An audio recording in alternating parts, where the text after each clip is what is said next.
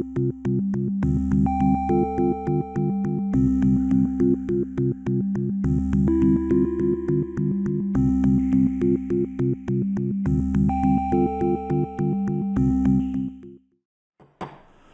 right, I'm calling the order of Town of Arlington Redevelopment Board meeting on Monday, March 2nd. And we start off with administrative review of the minutes. Are there any... Board to introduce themselves first. Oh, sorry. Yes. Can the board introduce themselves? Starting with Steve. Good evening, Steve Revelak. Hi, Vince Baudouin. Shayna Corman Houston. And Ken Lau.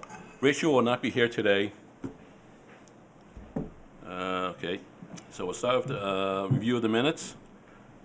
Are there any changes starting with Steve? None.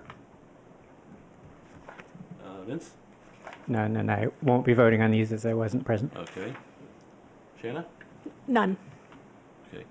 I have one on the minutes dated January 12th. On page 3, it states that I had concerns about the alignment of the floor windows and the windows on the lower floors as well. No, my main concern was the fourth floor windows with the roof line. So if we can just delete windows on the lower floors as well, then that'll be fine. Okay.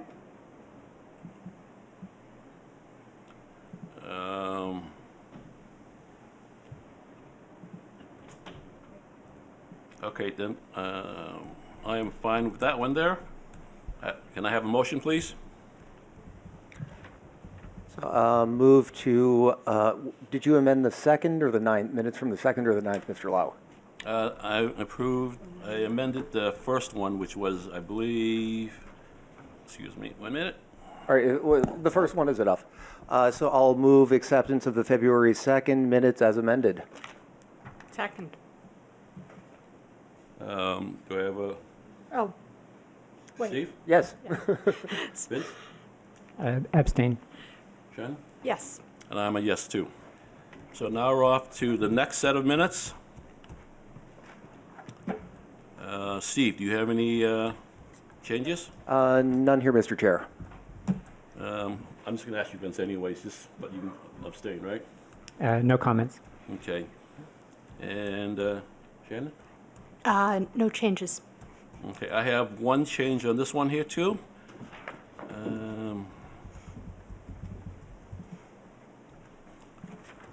Let's see what page that's on.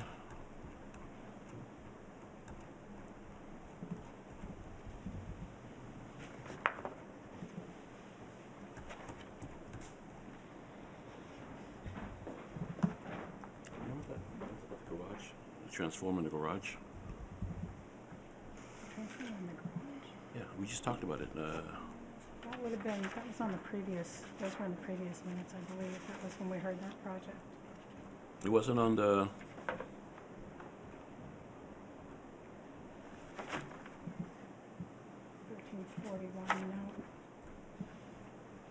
Teen Rider. No, it was, if we're talking about 1513 Mass Ave, that was in, they were at the meeting on the... All right, I have no comments on the February 9th meeting. It was the previous meeting, so I'm going to have to reopen that for a minute and add one more change. But do we have a motion to approve this one here? Move approval of the February 9th minutes. Second. Steve? Yes. Vince? Abstain. Shannon? Yes. I'm a yes. I'd like to reopen the minutes for January 29th. And it was on project on Mass Ave. It's February 2nd. Yeah. On page 2. Page 2, about the transformer location. 1513, right? I just want to strike the wording for locating the doors on the side. That was in the draft decision. But It's not in the minutes. it wasn't in the minutes? Not that I can find. Then I withdraw my reopening of this, and we'll just continue. All right. Yeah. Yes, please. Thank you. So we're on to agenda number 2. Arlington Heights Neighborhood Action Information Committee appointed a new member. That's correct, Mr. Chair. The Arlington Heights Neighborhood Action Plan Implementation Committee was established by the Redevelopment Board to oversee implementation of the Arlington Heights Neighborhood Action Plan. When the committee was formed, it included a seat to be filled by a member of the Housing Corporation of Arlington. However, due to staff turnover at that organization, this seat has been unfilled in recent years. We now ask that the board appoint Mr. Andrew Warford as the new representative from the Housing Corporation of Arlington.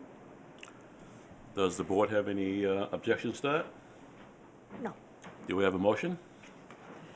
I will motion to approve the appointment of Andrew Wolford as the new member of the Arlington Heights Neighborhood Action Plan Implementation Committee. That's a long one, huh, Steve? Yeah. Good, I like it. A second? Second. Steve? Yes. Vince? Yes. Shannon? Yes. I'm a yes, too. Welcome aboard if he's here. If not, okay, now we on to the hearing for public hearing for docket 3673, 455 Mass Ave. It's a special permit hearing, continued from February 9th. I have one thing before you speak anything, John, okay? Yep. There are 4 members here right now. Only 3 can vote. Rachel's not here today, so she can't vote. But if you get all 3 votes, then you're all set. All you need is a majority. You okay with that? Yes. Okay. Yeah. Thank you. Go ahead. My name is John Murphy with Summit Real Estate Strategy. As you know, we were here last time. The architect and design team was here, which we believe we took some of the feedback back. We took some of the feedback back, updated the rendering, provided some additional details that I think that the board was looking for. So we would be here to seek approval for those changes. Claire, do you want to say anything here? Sure. This is an updated drawing from our previous meeting. We have included, as part of our memo, some other images that show the existing conditions out there. We did receive this new design for the board's evaluation and comment. Right, thank you. Sure. Let's start with Steve. Do you have any comments on this? No, Mr. Chair. Vince? I'm okay with the changes as submitted. Okay. Vince, just to give you caught up in this a little bit. Can you vote on this one here? Mr. Bedoyan cannot vote on this particular project. We opened it in November, and several meetings have passed since he was appointed. I'm sorry, Vince. We can't have you opine on this since the start of this project was before your time. Thanks, Ken, that's right. I won't be voting. I have a couple of very minor comments. Can I make those? Yes, please. And Claire, would you mind bringing up the rendering if possible, the new Sure. rendering? Yeah.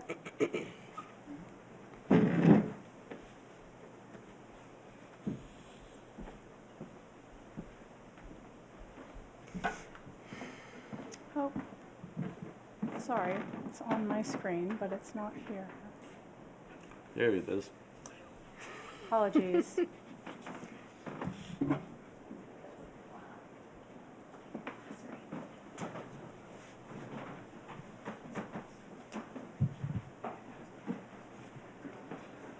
Okay, thank you. So just, again, 2 minor comments or questions. One was that in the previous discussion, there was some mention of work to do a header or something over the storefront window at Verizon, and I don't see that in the rendering, but I imagine that the rendering just hasn't been updated, but I wanted to ask the question of whether or not that change with the board, which the board requested, will be made. And then this cornice, I think it looks good. I think looking back at all of the previous versions, this is an improvement over everything we've seen before. I was just wondering if this overhang at this 2 or 3 foot section on either side of the door could not be brought back so it overhangs a similar amount as here. it's such a minor comment that I only bring it up in case my fellow board members want to reflect on it. Thank you, Vince. Vince, I forgot to introduce Vince. Vince just joined our board, starting today. Welcome, Vince. Thank you. Shanna, do you have any comments? No, this has progressed, has certainly progressed since we last saw it. I appreciate it. I have no further comments. Okay. John, I think this is a great improvement on what you had before. I'm glad you took us on the corner of the building, and it looks. I think it looks a lot better now. I do share the same concern that Vince had on the Verizon store. Right now, the facade of the Verizon store is this red brick, and if you look at the whole elevation, where that Verizon store is into that whole building next to it, that's also yours too, right? Yep. It's a yellow brick. So now you have this kind of, It ends, it ends above it, but the top of it goes across it, okay? So what you see is one big yellow brick building with a red building sort of stuck underneath it. I'm just wondering, the brick that you have on the Verizon store, could you make that to match the yellow above it so it looks like that's one building? It's not a lot of brick. I know you got half of it up right now already, and also you're missing a header there. So with those two things there, would you be able to change that over? yeah, we can do that. Okay. And just to make the scope of my comments clear, I believe the board voted on the February 9th to approve the Verizon portion of the facade with The storefronts, yes. So right, yeah. with the condition that there be a header treatment or something that Yes. goes beyond this. And I think John said you guys are willing to do that, right? Yeah, but the, that upper portion is more of a precast. I'm not talking about the upper question. Oh, okay. The cornice is fine. Be precise in it exactly, so Yeah. there's no confusion, okay? Sure. Thank you.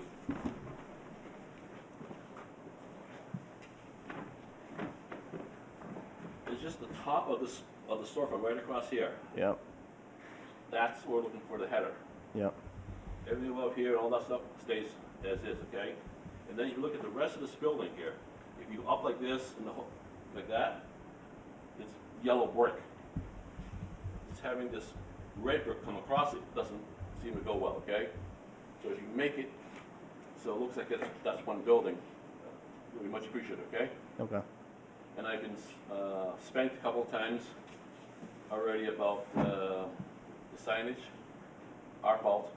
We approved it. I'm not gonna say anything, but if that ever falls down, which I think it will because it's vinyl, can you put up something more appropriate? We'll resubmit something, yes. Thank you. That's all my comments. I'm gonna open this up to, Well, that, one quick clarification, the store front next to Verizon already has the brick up.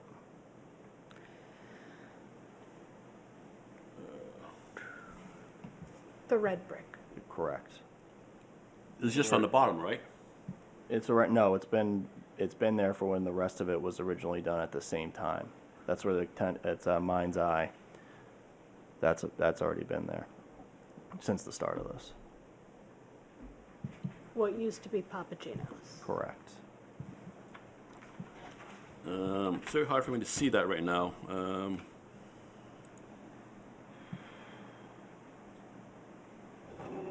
What does the rest of the board think about that?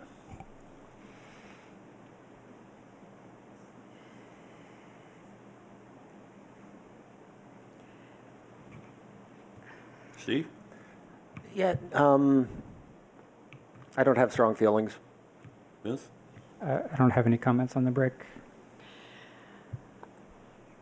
I don't love it, but if they get the appropriate header up at Verizon, I'll live with it. Yeah. Okay. To be fair, since we've gone through this for quite some time, I'm going to withdraw that request to change it to yellow. If you just put a header above the storefront, And please, when it comes time to put a new sign up, if you can, that would go a long way in working together with this board, okay? No problem. Thank you. Do we have a motion with this one change? The change being the Verizon header. No Verizon No. header. So I will move approval of docket 3673 as presented, with the exception of the following: adding a header above the Verizon storefront, as discussed during our February 9th meeting. We have a second? Second. Okay. Steve? Yes. Shannon? Yes. I'm a yes, too, okay? Thank you very much. Thank you. We'll update that change and submit to the planning department. Yep, thank you. Okay. Thank you all. John. Thank you.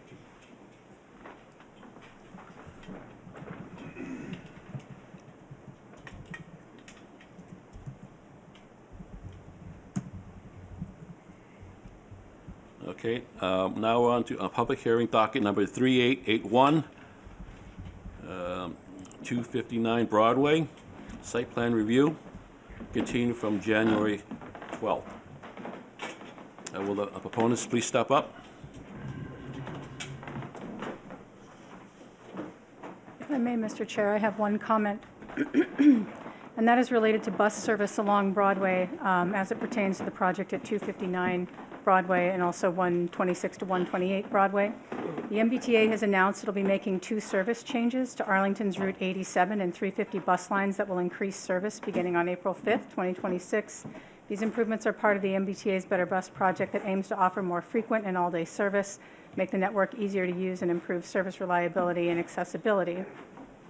This information is offered for your knowledge and also for consideration when reviewing the transportation demand management plans for the projects located on Broadway at 126 to 128 and 259.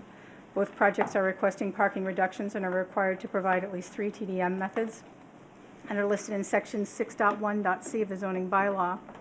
One of the acceptable methods allows projects with residential units located within a quarter-mile walk of a subway or bus stop with scheduled bus service at least every 30 minutes, 7 days a week, between the hours of 6 a.m. and 10 p.m. Route 87 will now meet the required hours of operation offered 7 days per week, but we are unable to confirm the frequency of service and we are unable to confirm that the frequency of service will comply until the new schedule is released at the end of March. Service is currently offered every 30 minutes for most of the day, but there are periods when service slows to every 40 minutes. A 10-minute difference. That's right. Thank you. Thank you. Do you want to introduce this project? Sure. This is an update to, we've provided an update to a previous planning memo, which was dated January 8th. We have updated materials submitted for consideration of this application. At their meeting on January 12th, the board identified some issues for the applicants to address. Increase the width of the 12-foot drive aisle. The drive aisle has been revised to a width of approximately 15 feet. Show the calculation of the percentage of retail space. Reduce the parapet heights both at the 4th floor and the roof. Reduce the height of the egress stair. Address the size of the windows on the 5th floor. Remove sidewall venting. Provide a revised TDM plan. Provide location of short-term bicycle parking and review location requirements. Work with the tree warden for approval of street tree species. Revise architectural style so it's more in context with the neighborhood. Add a stronger horizontal datum between commercial and residential, and to simplify the number and types of cornices. And the applicant is here tonight to expand on those comments and show changes that have been made since your previous meeting. Thank you, Claire. Sure. Okay, Mr. Chairman, members of the board, my name is Christopher Mulhern. I'm principal of Harrison Mulhern Architects, Winchester. The board raised a number of questions which Claire just enumerated. Tonight, we'd like to address those questions. Since you're familiar with the site and the context, we'll move directly to the changes to the project. Thank you. Next slide, please. This is the revised design. It's a 5-story building with mainly retail on the ground level and 4 levels of rental apartments above. The building steps back at the 4th floor, presenting a 3-story facade on Broadway. The retail entrance is in the center of the Broadway facade. The residential entrance is around the corner on Palmer Street. Next slide, please. Here's the revised ground floor plan with 1,785 square feet of retail along Broadway and wrapping the corner onto Palmer. 61% of the floor area and 92% of the street frontage is retail, with the glass storefront to a height of 9 feet. The residential portion of the building is accessed by way of the vestibule off Palmer Street, as suggested by a member of the board, with 2 doors at the rear of the building. The modest lobby links the entrance doors to the elevator and the 2 egress stairs. The balance of the space is taken up by the rear vestibule, doubling as a trash and recycling center. The front hallway will house mailboxes and an adjacent real-time transit display, which is part of the TDM plan. Next. This landscape plan shows the development of the balance of the site. There are 5 parking spaces tucked under the overhanging portion of the building, accessed by way of the existing curb cut on Palmer Street. The sidewalk from the rear vestibule provides ramped access for moving wheeled trash bins from the building to the truck. The electric transformer and the generator provide standby power for the elevator, will be located in the side yard along the privacy fence. Bike parking for visitors is by way of 4 single bike racks arrayed along Broadway in the recessed bays at the storefront. We'll come back to the landscape items in a minute. Next slide, please. Questions were raised at the last hearing about the access to the parking spaces. Waterfield Design Group, our site engineers, have generated a turning radius and parking study, which is included in your packet. That file was updated and resubmitted last week. This slide shows the entering and leaving paths for a Subaru Forester, accessing the most difficult space, the one farthest from the curb cut. Next slide, please. The second and third floors are the same, with 4 modest apartments per floor. In addition to the 2 affordable units proposed, the small size of these apartments will put the rents at the low end of the range for new construction. Next. 4th floor steps back 7.5 feet, leaving 2 one-bedroom units and 1 2-bedroom, 2-bath unit. 2 of the units have private outdoor spaces. The edges of these terraces are protected by a 42-inch parapet. Next slide, please. The 5th floor follows the pattern of the 4th, with 2 one-bedroom and 1 2-bedroom unit. Next. The upper roof plan is shown on the left. The edge of the roof will be 56 feet 8 inches above the ground level. The plan shows the elevator penthouse, the heat pumps for the residential units, the ventilation equipment, and the future solar array. This 37-panel array would generate 17,000 kilowatt hours of power per year. The mechanical equipment will be screened from view. The right side plan shows the partial basement level, housing the tenant laundry, the bike room, the tenant fitness center, building utility areas, and 1 storage cage for each apartment. Next. Here are the 2 street elevations with Broadway on the left and Palmer Street on the right. The residential entrance is in the Palmer Street facade with a modest canopy. The Broadway front is 3 stories tall with the 2 upper floors set back. The upper 2 floors also step back at the Palmer Street driveway to reduce the scale at that corner. Next. Here are the rear and left elevations. The upper 4 floors project over the grade parking at the rear. The left side steps back in a series of planes to accommodate the angled property line. Sidewall vents have been removed. Next. This view shows the exterior materials. The base at grade is a precast concrete band. The ground level is clad in red face brick with precast lintels. A 16-inch projecting precast band marks the 2nd floor level. The entrance doors and storefront framing are black anodized aluminum with lightly tinted glass infill. The upper areas are clad in a suite of fiber cement panels in a variety of light colors and variety of textures, some smooth and some ribbed. This yellow color is the main body of the building. It's divided into horizontal stripes that are about 6 inches wide, mimicking a residential clapboard look. The corner elements are clad in a white panel, which is a wider format, an 18-inch wide panel. The upper floors are clad in this ribbed ivory-colored panel with a white stripe accenting the middle of the facade. Your time is coming to a close. Are you ready to wrap it up? I have 2 more pages or so. Can you wrap it up in less time than that? I'll do my best. This is the aluminum cornice material. Next slide, please. Here's the view from Palmer Street. Next slide, please. So the ground level plan, per the tree warden's suggestion, we've used 2 species, American elm on Broadway and honey locust on Palmer Street. We have new sidewalks. The left yard has got a privacy fence and arborvitae, and the privacy fence wraps around and steps down to the street. Next slide, please. This is the updated photometric plan. You can see that the light levels are quite low with no spillover on the back residential sides. And finally, if we skip 2 slides, Claire, this is the updated transportation demand management plan. Reconstruction of the sidewalks, bike storage for 24 bikes, charging stations in the bike room for scooters and e-bikes, space for 2 cargo bikes, outdoor space, bike parking for 4 bikes, real-time transit display in the lobby, fee for parking on site at $175 a month, and EV charging for the parking spaces. Last slide. Thank you, Claire. That's all I have, Mr. Chairman. you. Sorry to go over. No, that's all right.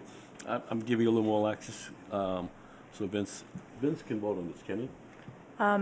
As we've only had 1 meeting on this project, Mr. Bodine is allowed to vote on this one.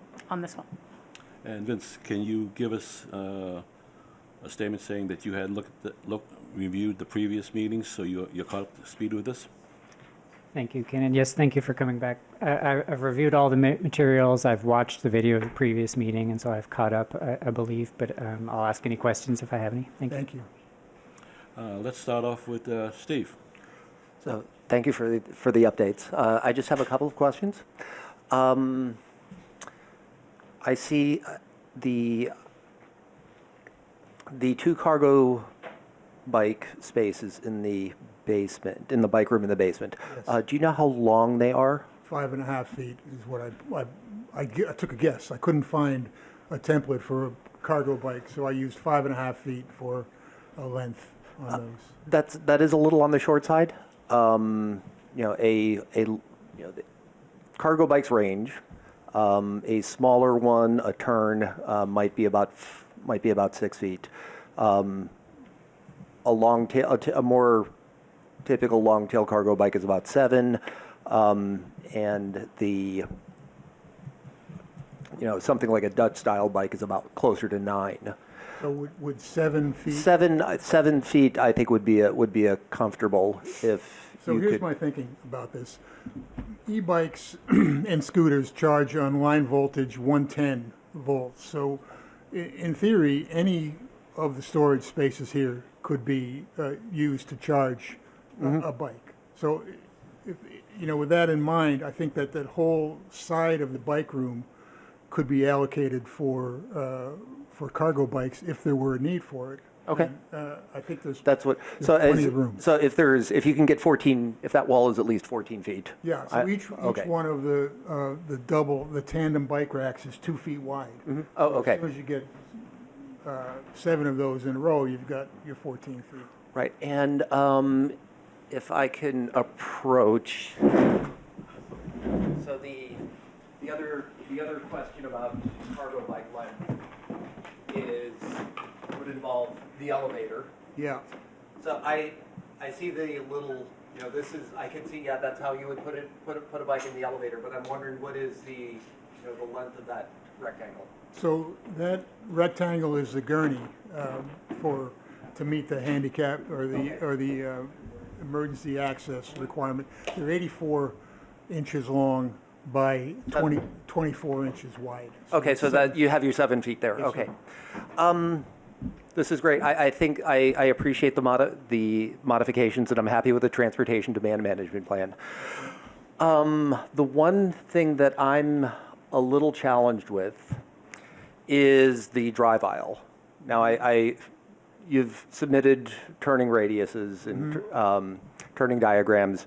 I agree that the width that you're proposing, looked like 20 and a half feet on the civil plans.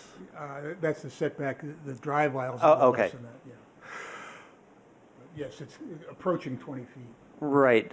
Unfortunately, for a one-way drive aisle with 90-degree parking, our bylaw does require 24 feet. I personally think this is too large, but it's in the bylaw. But you have the ability to relieve that, Well, the site plan approval. this is something we'll have to have a discussion about. Now, finally, the solar energy system. The requirement is 50% of the roof area, excluding the 3-foot setback, along the roof edges. You came out at a little below that. It was 45.6. 45.6. If necessary, this will be another area of discussion. It looks like there are some areas of the roof where, there would be venting or mechanicals. Would it be feasible to put a few more solar panels on a trellis or similar structure above one of those areas to get you? Potentially. I think over the elevator over travel is about 4.5 feet above the roof. That could be populated with panels. Okay, But okay. I don't think even with that, they were going to get all the way to 50%, honestly. It's close. If you look at the roof plan, it seems to me that there's a lot of it is solar, No, And unfortunately, we're with the prohibition of sidewall venting, right? No, And I- the pumps that we know we have to have, we know that we're going to need a significant part of that footprint for mechanical equipment. I understand that, the challenges of trying to do a lot in the space that you're Yeah. given, and I suggested that, the trellises, if you could put something, necessary, you could put something above it. You do have, plenty of height at 56 feet 8 inches. You've got plenty of height to play with. Yes. But it would, it would be one way to get you over the 50%. Looking at that plan, I think that the elevator penthouse is the low-hanging fruit for additional panel space. All right, that's all I had, Mr. Chair. Thank you, Steve. Chair, can I just have one comment? Sure. To respond to that, Mr. Rollins? Name yourself. Can you Attorney speak, Rob Peterson. can you speak in the microphone so people at home can hear you? Good evening, Attorney Rob Peterson here, representing the applicant this evening. Relative to the comment about the width of the drive, can you hear me now? Yes. Oh, sorry. Relative to the comment about the width there, I would just ask that the board take into consideration that the reduction in the width will also be commensurate with the reduction in spaces. So therefore, the proposed width of, taking into consideration if it was conforming parking, should be viewed in light of that reduction and therefore the maneuverability on site. So, and I think that's part of the discussion that you're probably going to have. I just mind that just to go to the record. Thank you. Thank you. Vince, do you? Yeah, thank you. Thank you for bringing this back. So I think the changes are really smart. For example, moving services like laundry to the basement is a logical thing to do to free up ground floor space. And we're really putting a lot of pressure on the ground floor because we're asking, we're looking for this 60% of commercial. We're looking for some parking spaces. We're looking for a residential entry. I agree with Steve that the drive aisle is very tight, and I think that's something that the building owners and their tenants are going to be struggling with, but I'm inclined to not ask that the building be reduced any further. The maneuvering studies that are shown, they show a little bit of wiggling here and there to get the car into the spot, but it looks doable. Let's see, aesthetically, the material palette is a bit plainer than it was before, but I think it looks good. the massing, this is an observation that I'm making only with respect to our bylaw. I think the step back at the fourth floor is producing an undesirable result in this situation where the three floors facing Broadway feel a little small, and then this kind of taller two-story penthouse behind them feels a little too tall. But then again, that's a requirement of our bylaw that the buildings step back at the fourth floor, and I think that's something just that the board might want to think about in the future, whether or not we want to provide some flexibility on that point. I have a question about where the trash cans will be placed out for collection. I don't know if that, The way we've handled this before, we just finished a project on Mass Ave at 1025, which has a similar setup. It has an inside trash space, and the way that's handled is that the hauler moves the bins from the room. He has access to the room. He moves the bins from the room to the truck and puts the empty bins back in the room, all as part of his service. So the residents don't do anything except get the trash to the trash room and get the recycling to the recycling area in the same room. I think that there's some wrinkles that'll need to be worked out there, and is it the same owner? No, Different owners? it's a different project. Yeah, the one, if I'm not mistaken, the building at 1025, the dumpsters in the street are becoming an eyesore in that location. But I don't think 1025 has any dumpsters in the street. Okay. There are some next door. Vince, are you talking about the Majestic? yeah, I may be confusing two addresses. Are you talking But about the Majestic? Is that what you did But before? just specifically to keep it to this project, do you know if the dumpsters and/or trash cans would be brought out to Palmer Street, to Broadway? Is there, can you point out on the site plan where I those think would be? that what I expect to have happen here is I expect to have the trash hauler's truck back into the drive lane and then handle the containers on the property rather than in the street. I think what you said is what the board wants. What's happening at the other building that Vince is talking to is the building services pushes the dumpsters out into the street, and the thing's overflowing. It's all over the sidewalk and on the street.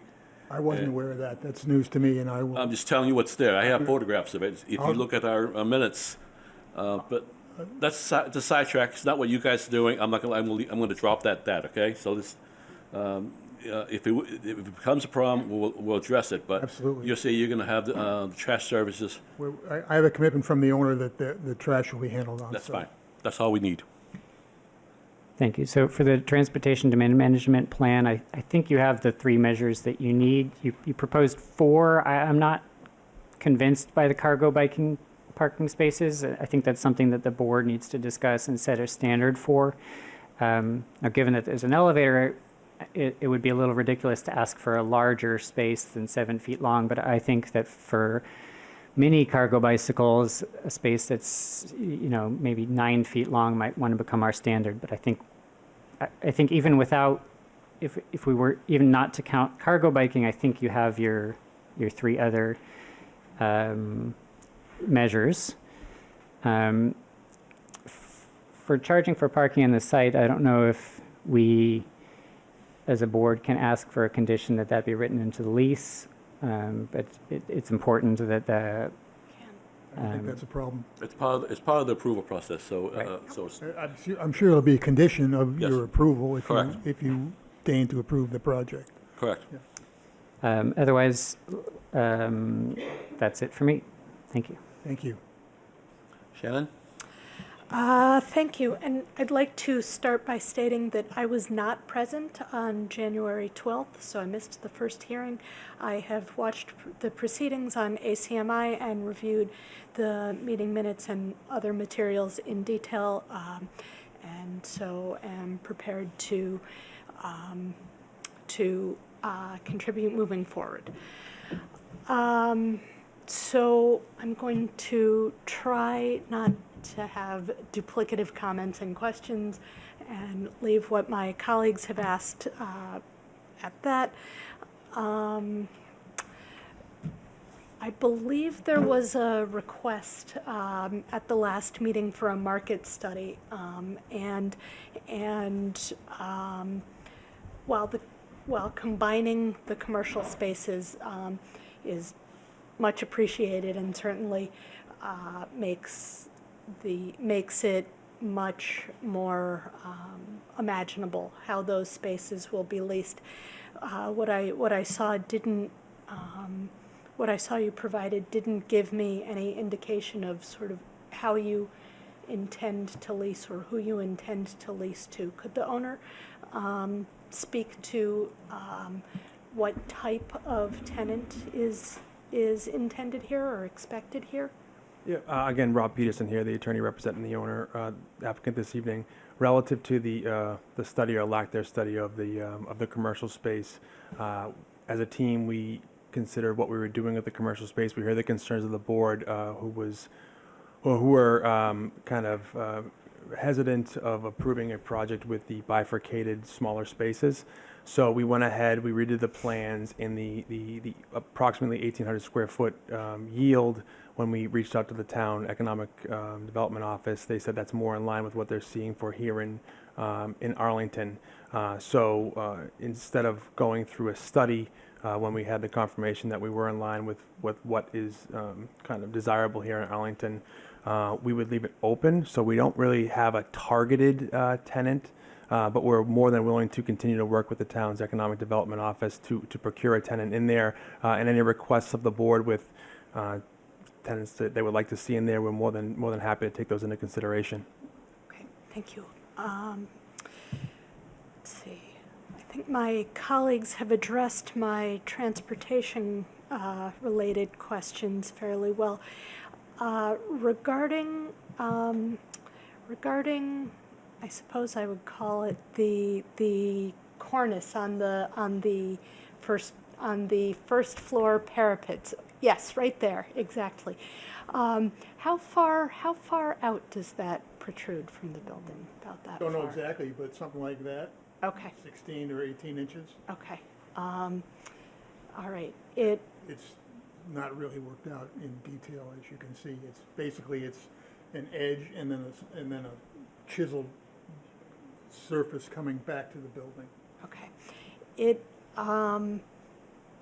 renders very dramatically in a way that I think Vince sort of spoke Speak into the microphone. I'm sorry, spoke appropriately when he said that the fourth floor setback was maybe not serving this building as well as it had intended, and I think that detail is not is a place that you might reconsider. That particular detail looks like the building has wings in a way that is maybe not. I see. Would you what be you more had comfortable if it were more orthogonal without the bevel? I think that might do it. Yep. Yeah, that would take that chiseled That's right. edge away. We can That's certainly right. work on that. Yep. I know we often talk about desiring depth, and so I appreciate that you were striving for depth here. I think in this particular case, it's a little bit too much I'm depth. sure we can come to a different profile that would Yep. be a little quieter to your eye. All right. And I think my colleagues have addressed my other questions and comments. Thanks.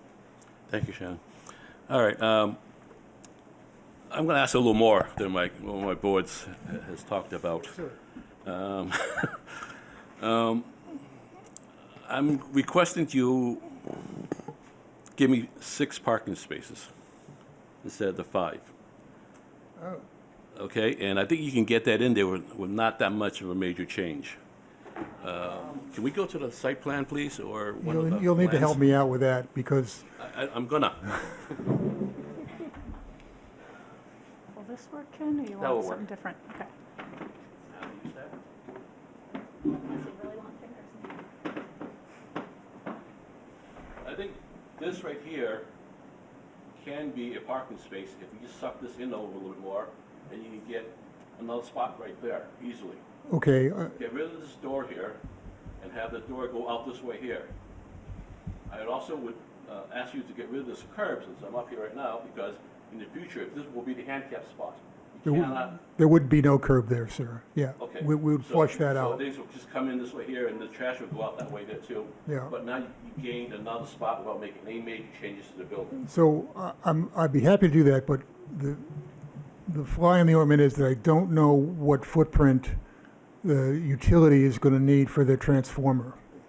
You see that there's a transformer and a generator Right. parked in that. I will move it out. You work it out, okay? I'm not gonna play designer for you, but I'm asking you to put another space in there because I don't think 5 is enough for me. I want you to see. get 6 parking spaces in there, okay? I hear you. Yes, I understand. And then right here, you said you have something like 20 feet? It's getting towards 20 feet, Getting yes. towards 20 feet. Hmm. Okay, our zoning says 24. I but understand. We have some new, a new revision in that we're gonna try to change to 22 feet. So, yes, we have the ability to approve less than 24, so we have it in there to go to a 22 feet. I'm asking you to make 22 feet here, just by making the hallway a little tighter, the vestibule a little tighter, and just suck this in a little bit more, and you have your 22 feet of backup space. I understand you. And I'm not sure what the rest of the board is willing to do or not do, but I'm just telling you what I would do, and I'll leave up to the board to give their opinion on what that is, but I'm willing to go down to 22 feet. Would you be willing to lose a planting strip along the fence in order to get to Along 22? here? No. Yes. I think you can just, this hallway here has gotta be what, 8, 9 feet?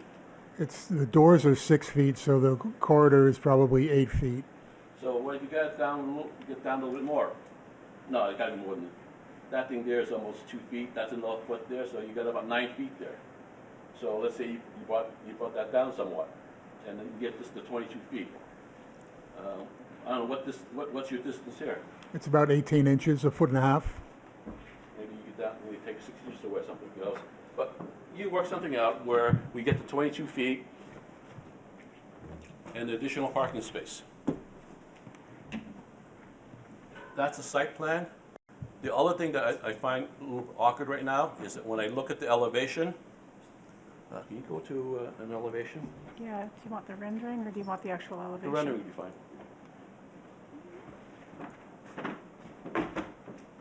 If I look at the profile of your floors above and where the brick veneer is, Yes. I don't know if it's the drawing thing, but this looks like it's proud of this. It is. That's awkward. The corner bay is You gotta projected bring, out. but you gotta bring this cornice out more so you can hide that difference.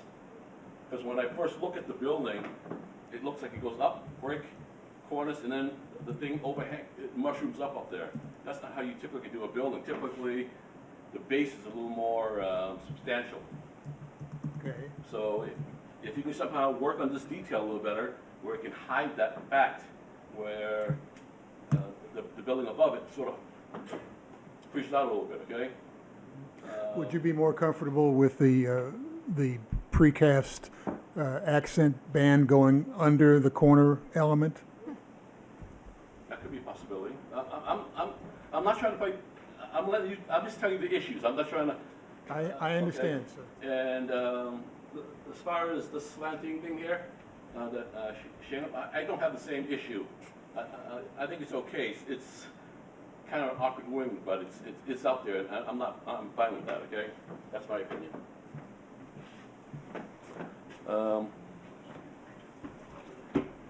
With that said, I'm going to open this up to public comment.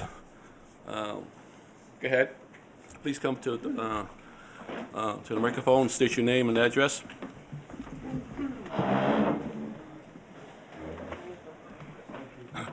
You will be addressing the board, not to the. Oh, okay. Thank you. Thank you so much. Asha Kepka, 17 Silk Street. I live right off Broadway. I've lived there for 28 years, so I'm very familiar with the area. And I have some thoughts about upcoming projects.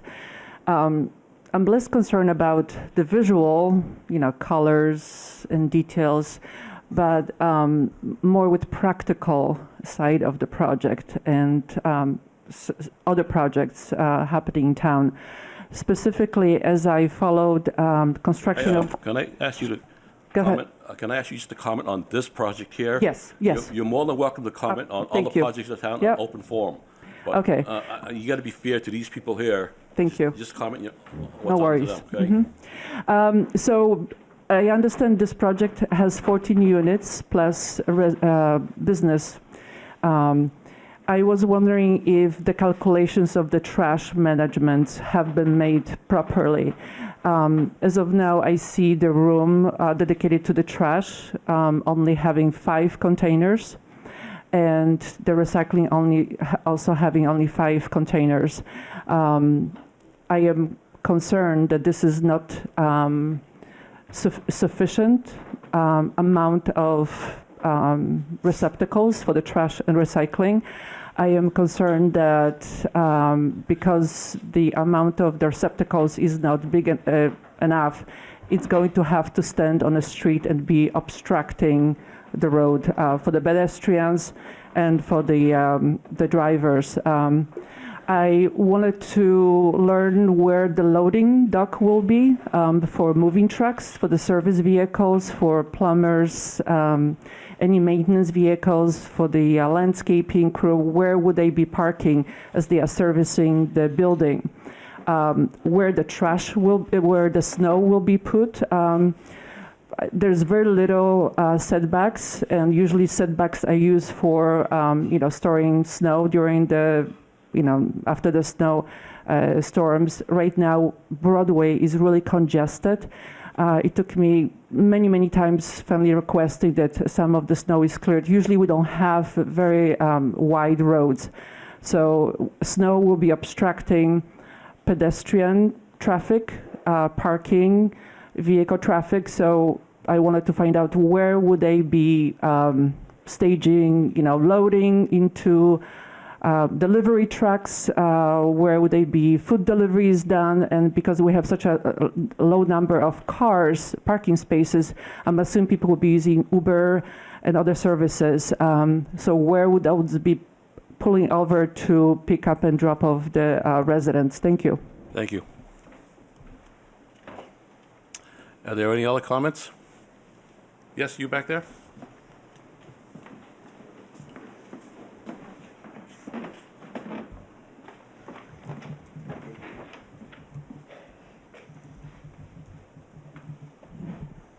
Hi, my name is Amanda May, and I live at 261 Broadway with my husband and our toddler, right next door to 259. One of my main concerns is parking. It has been published that approximately 70 to 90% of Arlington households have cars.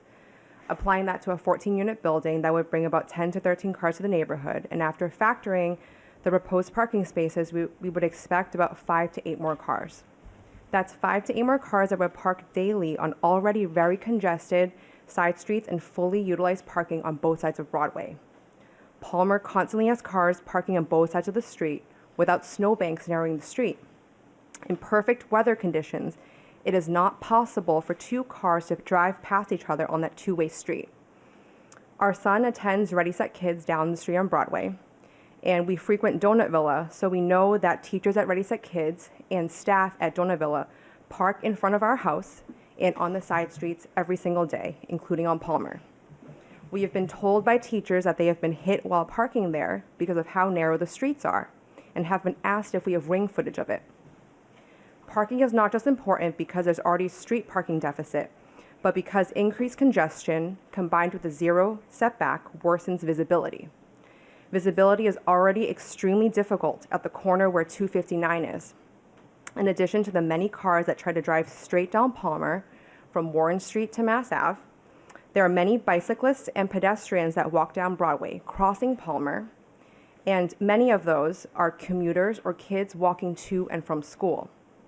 A towering 5-story building with a zero setback would just exacerbate that situation. I would also reiterate that the 20-foot or 22-foot drive lane is a very important requirement, as already discussed by members of the board. My husband and I both support more housing because we think that Arlington families need it. But this proposal isn't it. If the developer can afford to build a 14-unit building, they can afford to build it in such a way that is better centered around the needs of the community that it is supposed to support and become integrated into. Thank you for your time. Thank you. Are there anybody else? Yes, sir?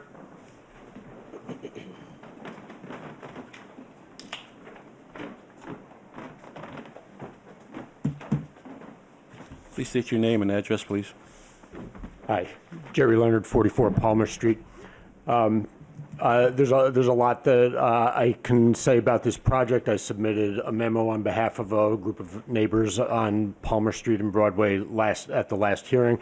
I just want to emphasize quickly that what I see happening here when I listen to the comments from various people is that we have a lot on which certainly a profitable building can be built or the current building can be renovated.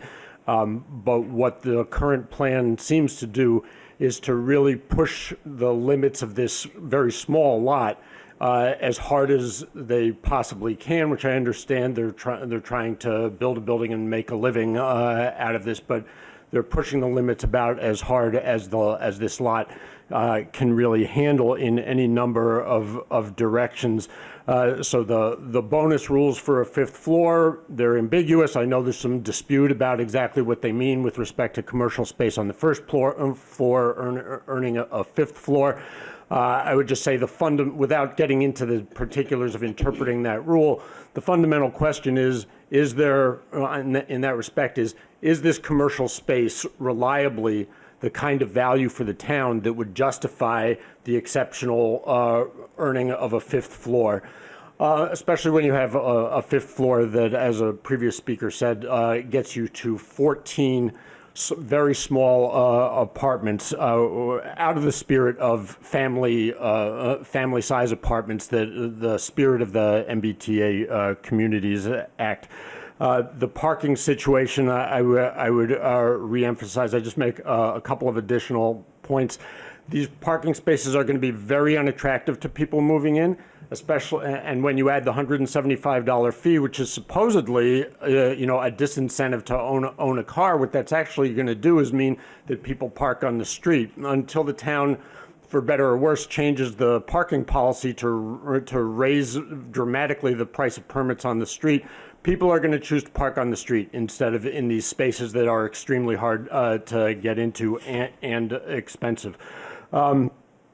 I would like to say some things about the bike space because I'm an old bike activist, but I'm going to leave that for now. I'm worried that the bike space also is not adequate, but that's another thing. I think there's an alternative: renovation of the building that's there now, or at worst, a four-story building that doesn't get the bonus. These would all be improvements, and whether it's a four-story building or a five-story building, there should be more than two-bedroom apartments in there instead of cramming as many apartments as they can get in. Thank you. Thank you. Is there anybody else wish comment on this? Seeing none, I'm going to close public comment and return it back to the board for their comments. Steve, do you have any? So I think to just summarize the issues we've talked about the drive aisle being 22 feet. We've talked about increasing the number of parking spaces from 5 to 6. And I'm not sure where we ended up in terms of the facade treatment, specifically the cornices. We agreed, well, the architect agreed that he'll address that issue that I have by changing the cornice so that it doesn't seem like the top of the elevation mushrooms out a little bit. But that was the architect's. I'm not sure what the board thinks about that. I don't think we have a consensus as to the exact architectural change, and I don't think that's our role. The idea is to see if we can make the building feel a bit more proportional by adjusting the cornices. Correct. That's what Correct. So I heard comments about this upper cornice, and I heard comments about this condition down here, Yeah. right? I think we're in consensus. If I'm wrong, with the cornice below, the attitude is trying to make that coordinated so that it seems that it transitions better, okay? You would like to see the brick surface and the panel surface above be in the same plane, is that correct? Or transition better, yes. Right now, it doesn't look that, it isn't that way, and it looks awkward right now. I think, correct me if I'm wrong, I think the rest of the board thinks about that, or they don't think about that. No one's really said anything back. I'm not talking to you, sir, okay? And then, as to the fourth floor, cornice, we only have two opinions right now, mine and Shannon's. So I just want to see what the rest of the board says about that. And if we have any consensus about that, do we want to alter that a little bit, or we leave it as is?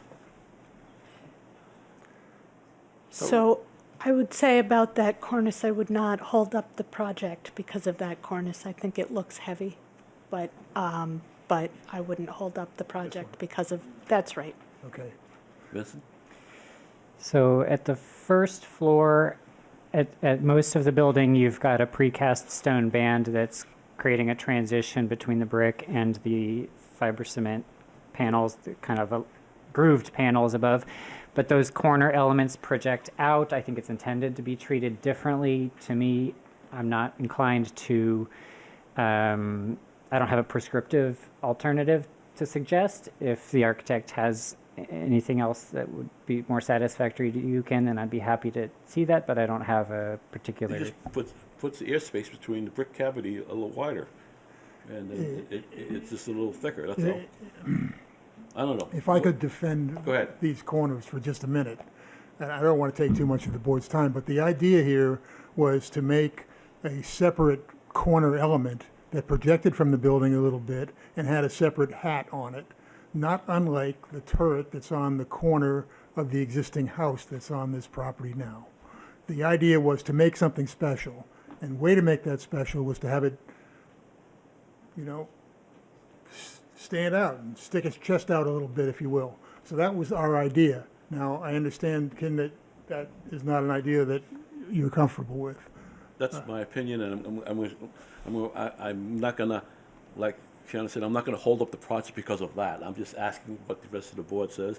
Vince says he doesn't have an issue with that, that's fine.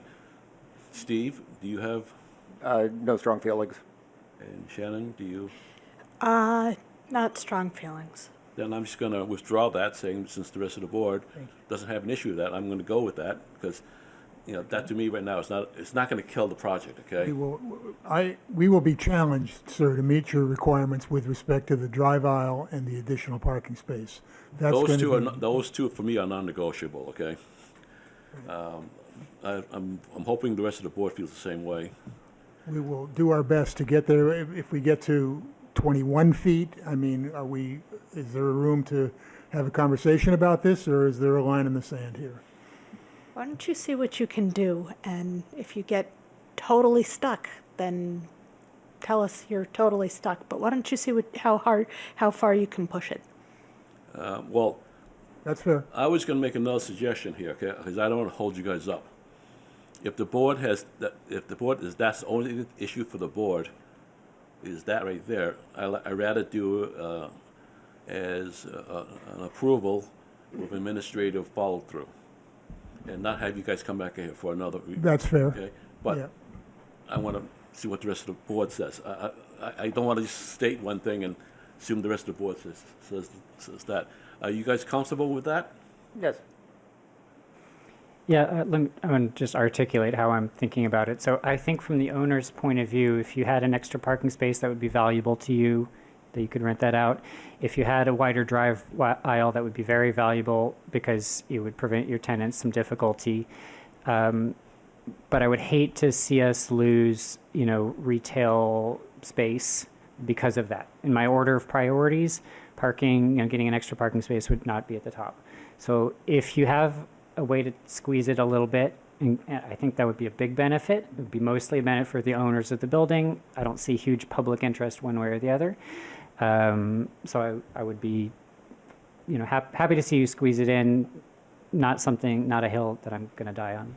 I understand. The one thing that is in my mind right now is that when we reduce the lobby portion of the building, the calculus with respect to the percentage of retail changes. So if I take area out of the building lobby side, and what I've done is reduce the total footprint of the ground floor. So now my percentages may or may not work out anymore. It helps your percentages. Yeah. It should help percentage you should go a little up. bit, you're right. It doesn't hurt it at all. That's a bonus. Okay. All right, so we would be delighted, in fact, Let's, to let's, forward. let the board finish deliberating, and we'll come back with what you have to say. Is there anything else that we want to talk about? Let me just follow up on the trash and loading question, because Yes, I was going to do that, but go ahead. I think that at the other project that we're referring to, a lot of the issue has been move-ins, that residents are coming in, they're buying new furniture, they're generating huge amount of trash, it's overflowing into the street. I would strongly suggest that that be addressed with additional trash pickups during the first few months. And just to add to that, I believe that project, they're condominiums, correct? I don't know. Yes. I believe, yeah, they're condominiums, and this is gonna be an apartment building solely controlled by the applicant. That project is a condominium project, so it's subject to a homeowners association. This project will be developed into apartments, solely controlled, rented out, and overseen by the applicant, and they control trash pickup. Yeah, I want to address this, saying that I don't want to let another bad project dictate your project, okay? It's totally separate, okay? So you guys stated you're just going to have a private trash service, pick up the trash from the trash room and haul it away, and the trash dumpsters, the trash cans will not be on the street. That's what we're going to rely on. You're also going to have a private snow removal service take care of this on the front, because according to, you have, I believe, 4 hours in front of a commercial business, and so you will have a private snow service. If there's not enough room in the back where you guys showed where the storage of the snow is to be, I'm assuming your snow removal service will haul it away. So I don't think that's a big issue right now. If it is, then we'll have to reopen the hearing again. But I think right now, what you've said is you've accounted for it and will be taking care of the trash and that, okay? And as far as parking, you can have, hopefully you get another additional parking spot in. And then as far as loading dock, the size of the retail space by zoning does not require a loading dock. So we can't request a loading dock there because of the size of the retail space. As far as workmen and everything else, maybe there's they can park on the driveway, blocking somebody in, or 1 block away there's a public parking right there. So there's plenty of parking, metered parking there. So that I'm not as concerned about that right now, as far as that's concerned. Did I address all the issues that was brought up? There's one I'd like to address. Sure. Which is basically the goal of TDM in general and parking reductions.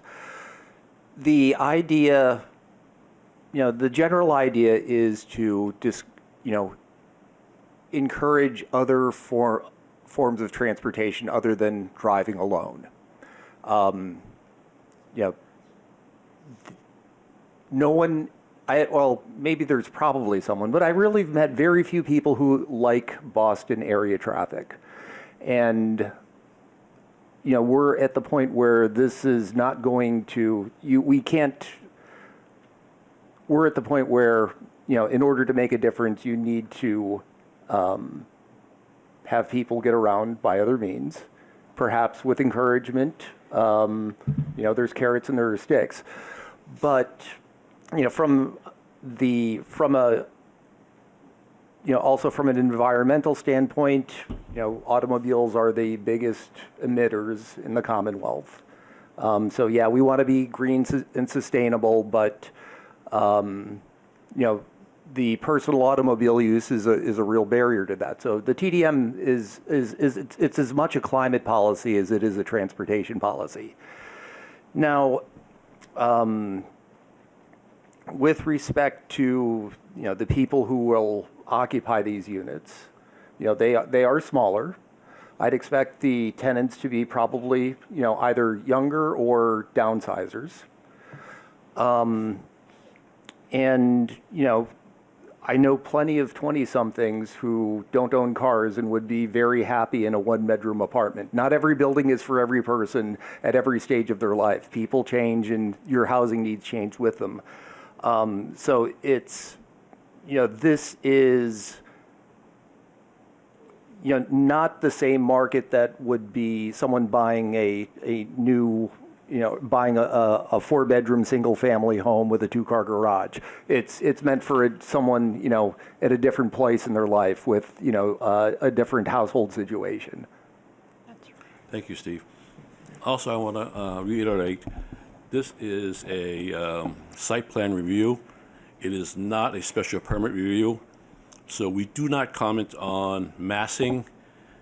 All we comment on is, does this meet existing zoning for this area? And that's what we can comment on. The MBTA communities has already been passed by the majority of the town, and that's what we have to live by and conduct our meetings by. So with that. No, I think you've covered it. Do I have a motion? So I think what we had discussed Okay. is, this is not a motion, this is a question to the board. What we had discussed was to approve the application with conditions of administrative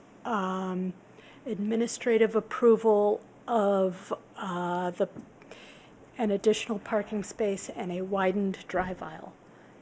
Is that? That's correct. That's correct. Were there other Well, conditions? I like to say that they'll try their best effort to make 22 feet, since we're bending back from 24 feet, okay? Not just widened. I want to put a bench somewhere there, okay? Yep. So we're asking, so then what's the motion? The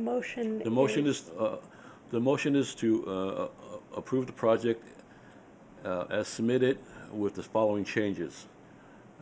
Additional parking space, a widening of the drive aisle, and those are the only two things that we have right now for stipulations. Yep. No, we didn't decide on that. What was that? The what? Was there something about cargo bikes?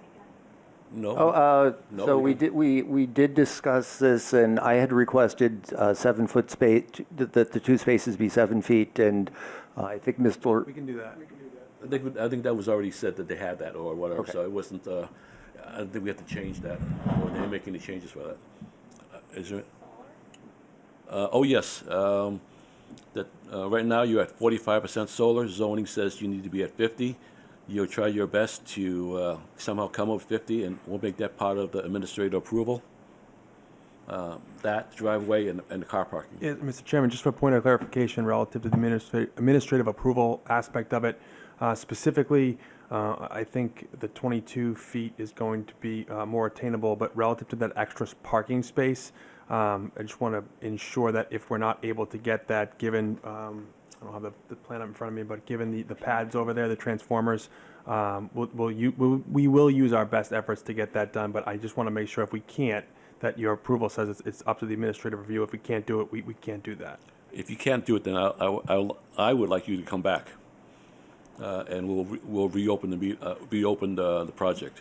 But if you can do it, and the administrative approval says yes, you have it, we're fine. So You're very close to getting there. I know you can get in there. Okay, I have all the faith in your architect.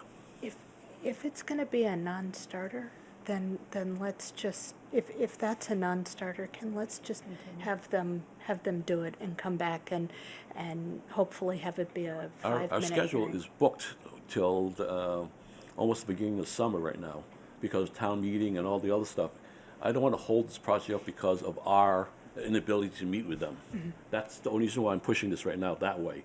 Because we have town meeting coming up and we have quite a few zoning changes that we need to discuss that's forthcoming.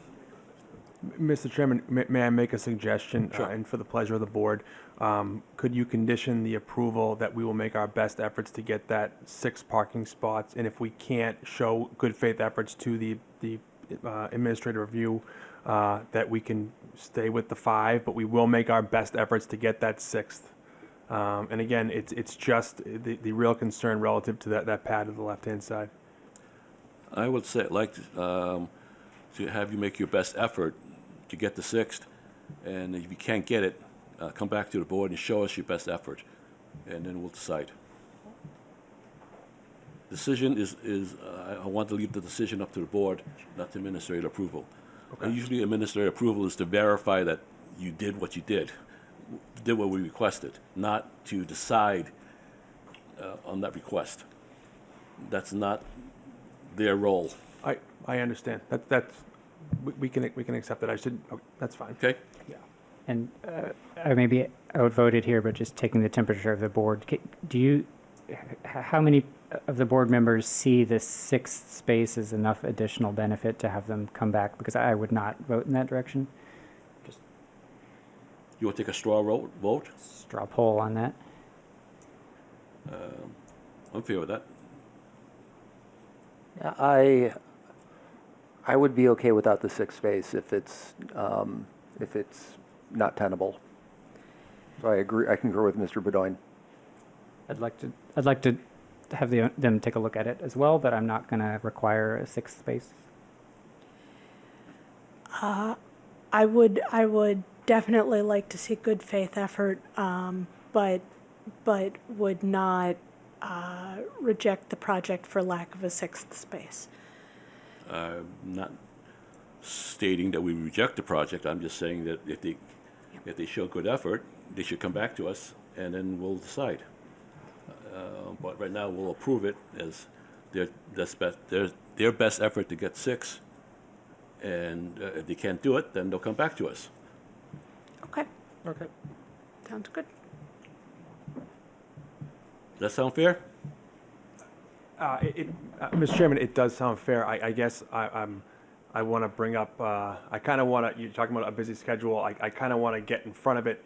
If we can't get that 6th space and we come back here and we only have 5 spaces, it sounds like from the straw poll of the board that we would still move forward with the 5. So I guess in the interest of moving the project along and not requiring us to come back, could it be conditioned upon that we have the 5 spaces and we use our best efforts to get the 6th space, so we don't have to come back in for a reapproval for that 6th space?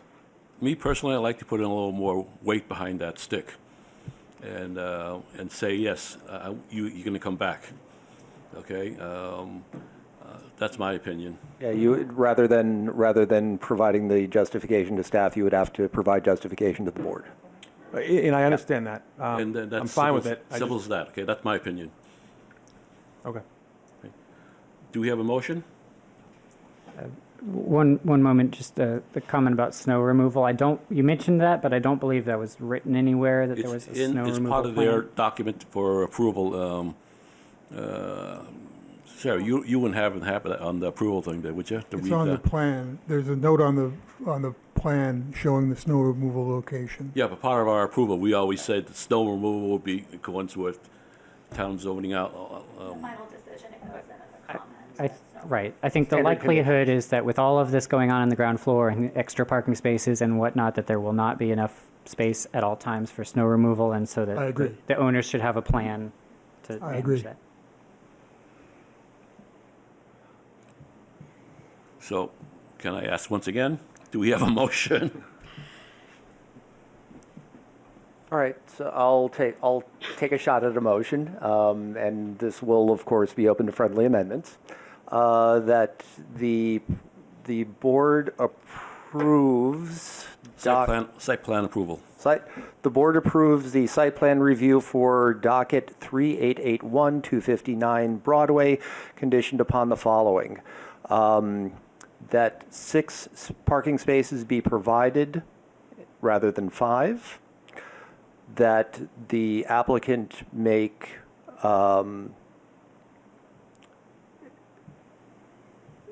their most diligent effort, or make all possible efforts to get the drive aisle to a 22-foot width. And these shall be subject to administrative approval, with the caveat that in the event that you can't get 6 spaces, you have to come back to us. That's for the parking spaces and for the drive width. You said it only for drive width. You didn't say for the parking space. Oh, I meant to say it for the parking spaces, not the driveway. Okay. You said it the other way around. So let me try it again.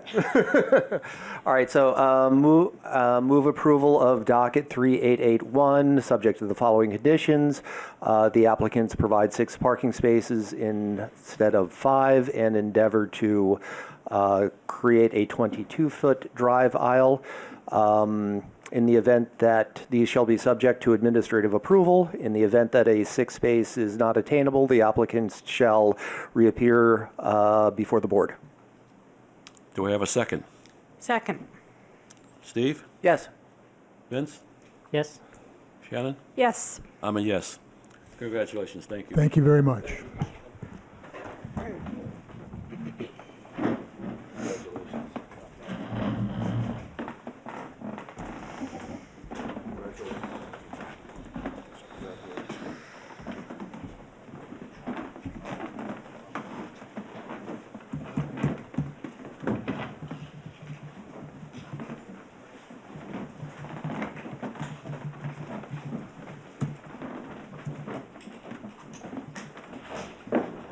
Okay, now we have number. We are at number 5. Okay, we're in 26. item number 5, public hearing for docket number 3892, 126, and 128 Broadway. This is a site plan review hearing. Will proponents please come up?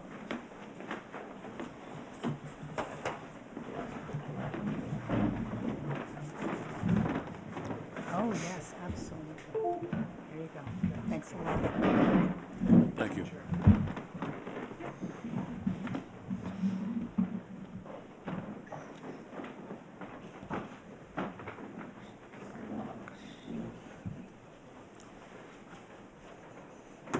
Claire, do you want to open this? Any comments? I would love to. Let me just check my notes, excuse me, Mr. Chair. Sure. All right. This is an application by Steve Mamoni and Thomas McDonough to open site plan review docket 3892. The Redevelopment Board has previously reviewed an application for site plan review for docket 3862 at 126 Broadway that was filed by the applicant in 2025. However, on Jan 8, 2026, the applicant submitted a notice of withdrawal without prejudice to the board. In December, the applicant entered into a purchase and sale agreement with the owners of the adjacent property at 128 Broadway, which has been included in this new application. The applicant now proposes to demolish the 2 existing 2-family dwellings and detached garage and construct a 5-story mixed-use building with approximately 3,568 square foot commercial unit and residential parking on the ground floor, and 28 residential units above on the properties located at 126 and 128 Broadway. In the residential 2-family district and the Mass Ave Broadway multifamily overlay district. 10 residential parking spaces are proposed. There's a list in the memo of materials that are under consideration for this project, and I believe the board is in receipt of those. Thank you. Thank you. Please state your name and Attorney Michael Cabral for the applicant. Tim Johnson, project architect. okay. Are you going to be using the screen? Yes, Mr. Chair. Okay. Good. Good evening, Mr. Chairman, members of the board, community. As the board just mentioned, we were in front of the board last year with a five-story 14-unit building at the corner of Broadway and Everett Street. Our clients subsequently purchased the property north of that along Broadway to create a approximately 10,400 square foot lot. So, Can't hear. Microphone. is the microphone on? Yes. Oh, sorry. You got to speak right into it. My apologies. So the lot now has grown from a 5,400 square foot lot to a 10,400 square foot lot.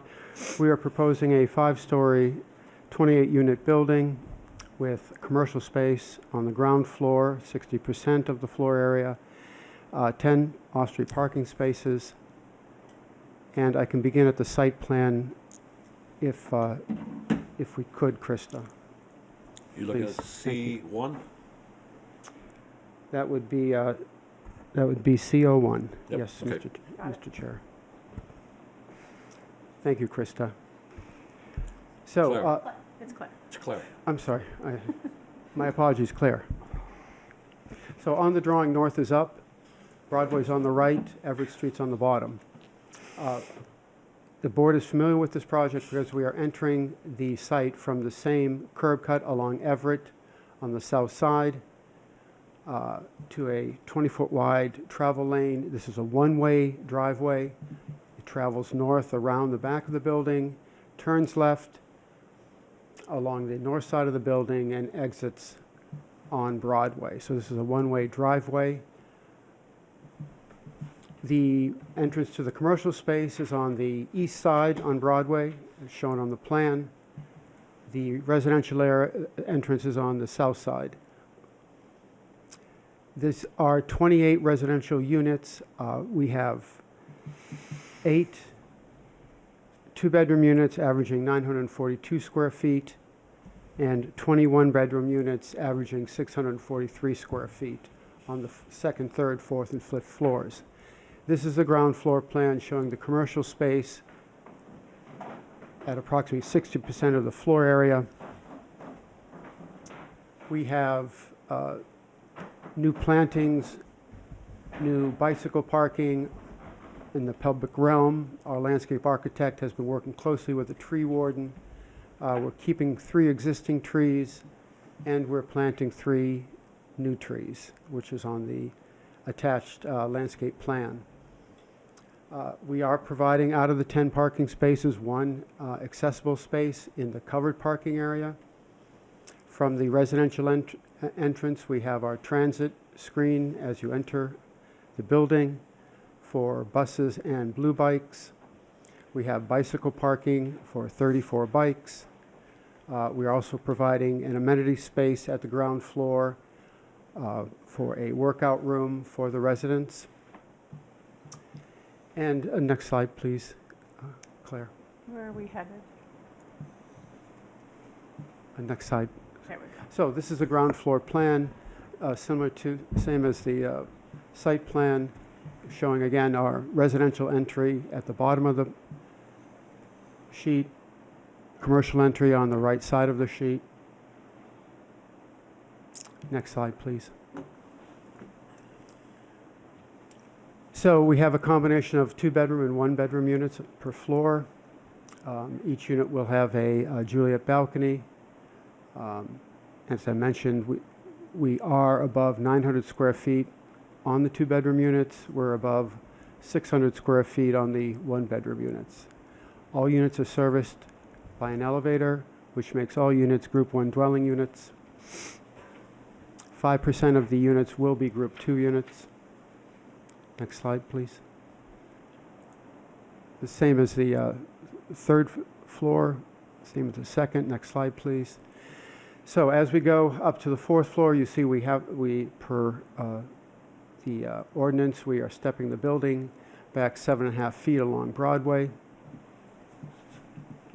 And we also reduce the unit count as we go up. Next slide, please. 5th floor, same as the 4th floor. And finally, the roof plan showing our solar panel array. And I believe our consultant has it at 50% of the roof area for the solar array. We also show a mechanical corral. We are proposing an all-electric building for heating, cooling, and cooking. We are bringing in phase 3 electricity for the elevator, so we're able to transition to an all-electric building fairly easily. Next slide, please. The commercial space will have a finished ceiling approximately 10.5 feet from first floor to, or ground floor to second floor. It's 12 feet.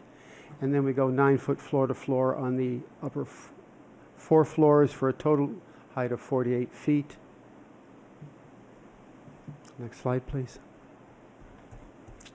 Again, a section through the stairs. Next slide, please. You can see the solar array on the roof. This is our elevator shaft. Again, we service all floors, floors handicap accessible. Next slide, please. This is the elevation along Broadway. This is an architectural style that the board endorsed on the first project we presented for the 5,400 square foot lot. We just continue that aesthetic on this new building, which is doubling in size. The first floor will be clad in brick. Second, third, and fourth. 5th floor will be using a fiber cement product, lap siding. All trim will be a fiber cement product, painted. Windows would be a fiberglass frame, Energy Star windows. Next slide, please. We brought samples. This is the elevation along Everett Street. Again, the colors, the details are probably familiar to the board. This is what the 14-unit building looked like along this elevation particularly. Next slide, please. The rear of the building showing our open parking off our driveway. Next slide, please. And finally, the north elevation. Again, the driveway wraps around the building. Next slide. I believe that's the end. Yeah. That's a quick overview, Mr. Chair and the board. Thank you. Mr. Chair, just one addition, unless you said it, 6 affordable units in the building as well. I know we had conversations at last hearing, there was 3. This has been up to 6 at this point with the increase in the number of units. So meeting the 5th floor density through 2 methods, the 60% ground floor and 6 affordable units. Thank you. Thank you. Let's start off with Shannon this time. All right. Thank you for coming this evening. I wanted to start with the 5th floor bonus. Actually, you had a couple of measures that could get you there, and I was wondering if you could talk about which approach you were taking, you wanted to claim to get that 5th floor bonus. Sure. I mean, I'm happy to use either, but in terms of the affordable units, I think we went through this calculation before, but it requires a total of at least 22.5% of the units. That calculation comes out to 6.3 units, and we went through this language before in the bylaw, section 8.2, where we are rounding down the fractional unit to 6 units.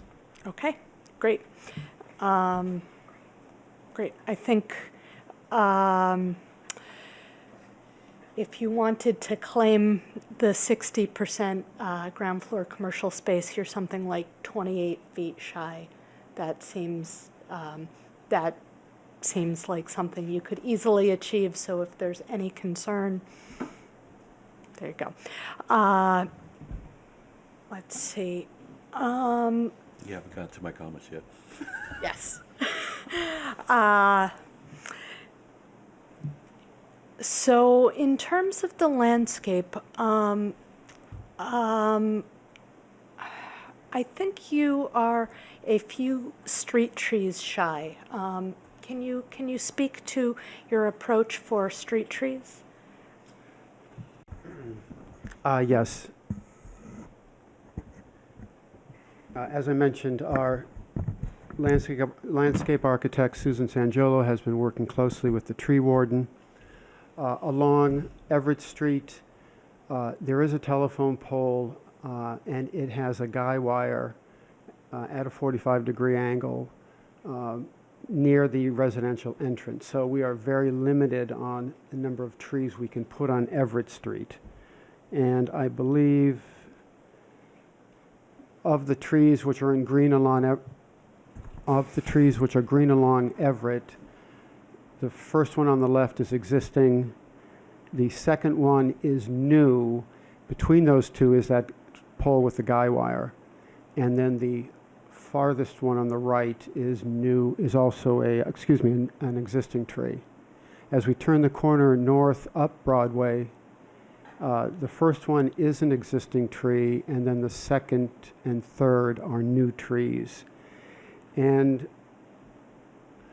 I believe there's a minimum distance required between the trees. I'm going to take a calculated guess that it's 15 feet minimum.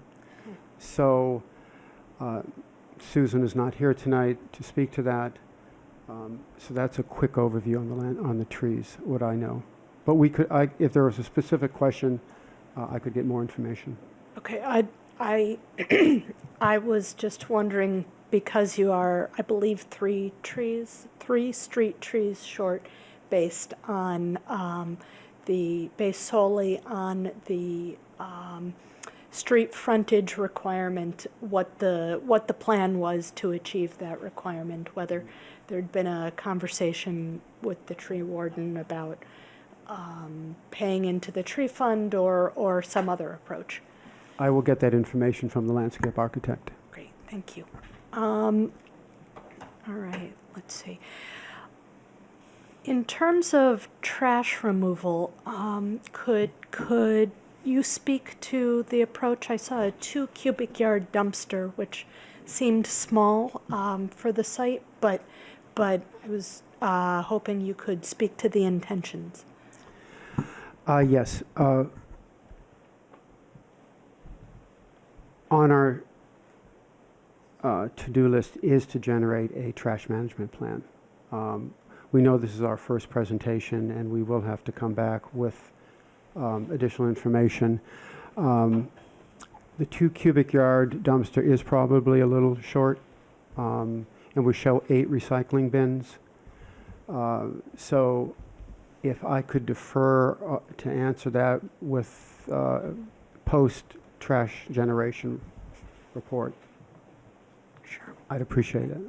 Thank you. Okay, great. Trash management report. Okay.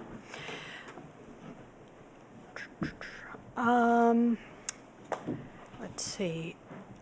Bike parking. I believe you are a few bike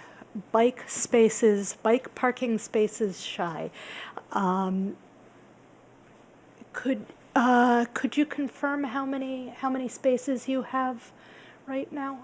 Yes, we have 34. Yeah. Okay. The resident long-term is 1.5 space per unit, or 42. That was an oversight on our part.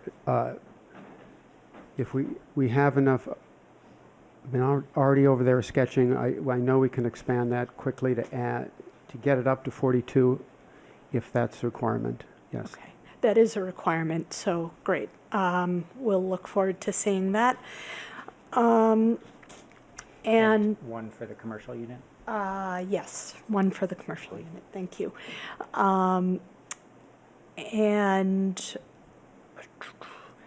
And if there is any intention to to provide e-bike charging or similar. I don't think that was in your TDM plan, but this would be the moment to think about that. Sorry to interrupt. We do have a bike charging station in the bike room right now. Great. Um, Okay. Since we're in that part of the building right now, I noticed that there was direct access from the commercial space to the gym. Was that intentional? And what was the thinking there? That it's more,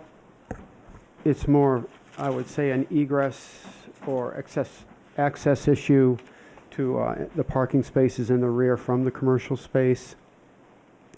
That would be a fire-rated hallway,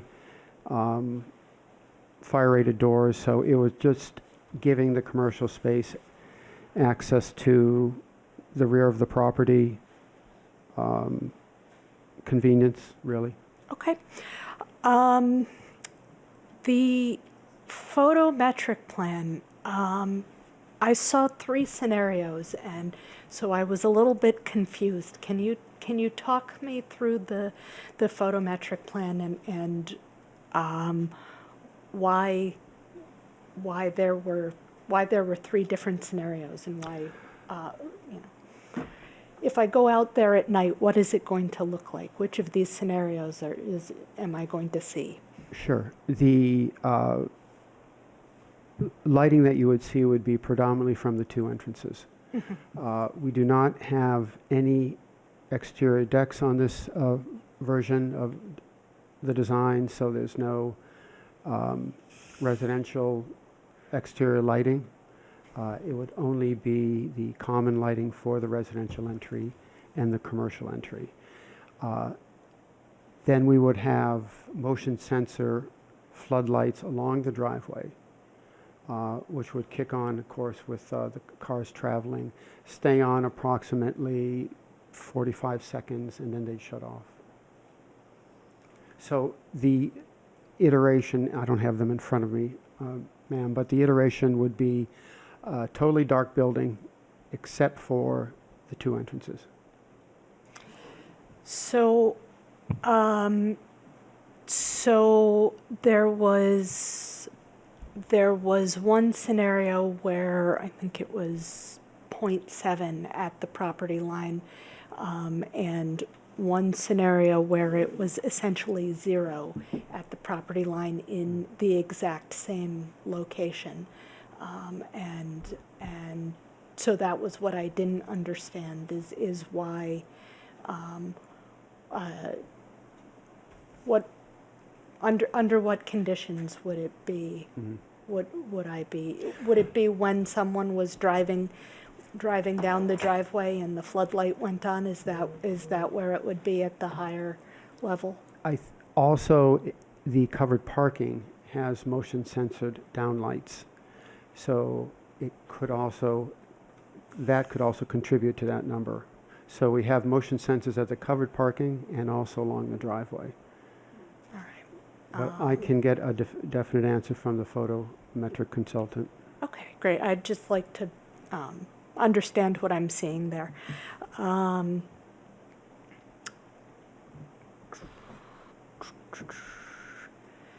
And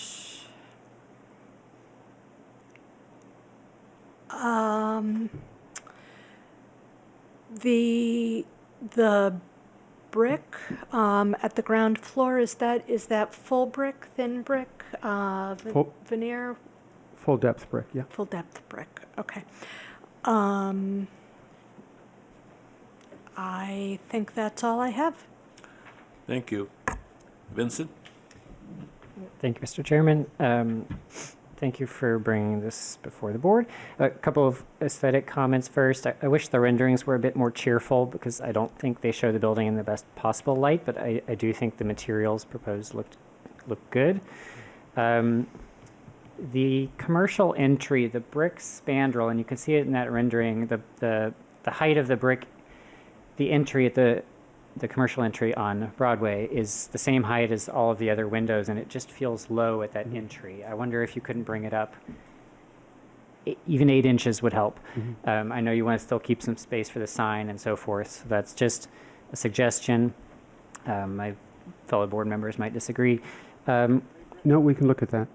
And the other aesthetic comment is the parapet or the cornice at the 3rd floor at the top of the blue-gray siding is pretty close to the top of those windows. At the 5th floor, I can see some space between the top of the windows and the cornice. There's maybe 8 inches to a foot. And it feels to me like the building would be better off if there were a little bit more height above the windows at the 3rd floor as well. I know you've got a trim band running around the whole building. You know, you can think about how you might want to treat that, but that's just something, again, a suggestion. Transportation demand management plan. The plan we received seemed a bit out of date, but so bike parking, I would like to see the full number of required spaces.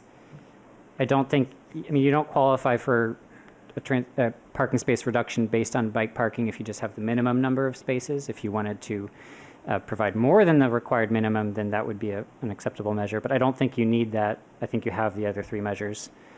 The number of charging stations, you know, the bylaw doesn't state how many are required. I would like the board to maybe discuss what would be a reasonable standard. I think you have space for more, but of course I know you need to add more bike parking spaces. I would just say that, you know, if the board discussed and came to a number like 1 charging station per 10 bike parking spaces or per 15, that might help give this project and future projects some guidance. You know, my opinion would be somewhere between 1 space per 10 to 15 long-term bicycle parking spaces. I'm sorry. I thought are we talking about bike parking, bike charging or car charging? Bike charging. So 1 charger per 10 is what the board is looking at? Let us talk about that first before you start taking numbers down. Yeah, that's a good something for us to discuss. You've proposed 1 charging station or 2 at the moment? 1 right now. Thank you. So trash and recycling, we're going to defer that to a later time. It would be great to see if the bins do have to be placed out on the curb, a space dedicated for that so that they're not being placed in the grass or in the street if possible. Yes, and as it discussed, sorry to interrupt, but at last hearing, we will have private trash management pick up once a week coming on site to remove those bins as well. Thank you. A couple of landscaping questions. The tree along Broadway that is located at the exit of that driveway, it's a green ash, I think, at the top right of this plan. When you reduce the driveway, you're close to being able to save that tree, but I can understand that it may be kind of difficult. The tree is kind of located right where that curb stone would be at the edge of the driveway. If you can't save the tree, I think adding another street tree at that corner would make a lot of sense. It'll take a lot of time to grow to the same size, of course. Yeah, if, you know, you're probably going to have a hard time getting 9 good street trees here, but adding 1 or 2 more would be a big improvement. I'll have our landscape architect. I don't believe she's been to the site to look at that specific tree, but I'll get some feedback on that tree. Maybe we can save it. It's one of the healthier of the 3 trees, and on Broadway, it's nice to have that tree canopy. No, understood. Parking spaces, just a suggestion. The maneuvering into those spaces is going to be difficult. I haven't double-checked the drive aisle. I don't know if you have 22 feet or 24 feet, but if you were structurally... 20. If you were able structurally to shift the columns into the building a bit, then that would make maneuvering into those spaces much easier. The transformer location, which is in the setback on Everett Street, not ideal. If you could make it less visible, that would be great. Last comment, I see there's a drainage plan showing that there's a trench drain as the driveway slopes towards Everett Street. And there's a trench drain recovering groundwater. And then the plan also says that the water would be recovered before it reaches Broadway, but I don't see a similar measure towards Broadway. So just like to double check that your civil has that covered. And that's everything that I have. Thank you, Vince. Question? Steve? Oh, sorry. Sorry, go ahead. You had a question? Just one question on the transformer. Does Arlington utilize underground transformer vaults or just above ground? I have never seen an underground transformer vault for residential in Arlington. Okay, thank you. That's not saying, but, okay. They did do an underground transformer vault at 1025 Mass Ave, which is, I believe, a larger project than this, but they did manage to do it. A residential? Yeah, condos. Okay, sorry. Yeah, they do allow that. Yeah. I don't know if they allow it, but it's there. Thank you, Mr. Chair. Steve? Yep. So with the prior applicant, we had discussion about drive aisle width, and I noted that yours is 20, and I would like to see that go to 22 to be consistent with the other projects. Now, I also agree with my colleagues that, yes, the 42 bicycle parking spaces is a requirement. Now, regarding the bonuses, so there are, like two in effect here. So one is the affordable housing bonus, where you provide essentially 50% more affordable units, 22.5% rather than 15, and you can go up a story. That gives you an extra floor of height, but it still requires a 15-foot front setback. Now then there is the mixed-use provision, where you provide commercial space on 60% of the ground floor. You get an extra height, but it also enables you to come out to have a 0-foot setback, so the storefront is right on the sidewalk and all that stuff. For what you're planning to do, I think you need the mixed-use setback. I would personally prefer to see you go for the mixed-use setback and not use the affordable housing one, knowing that a newly constructed apartment, the affordable one is going to lose money, and you're going to have to, which will raise the minimum rent that you have to charge on the market rate units.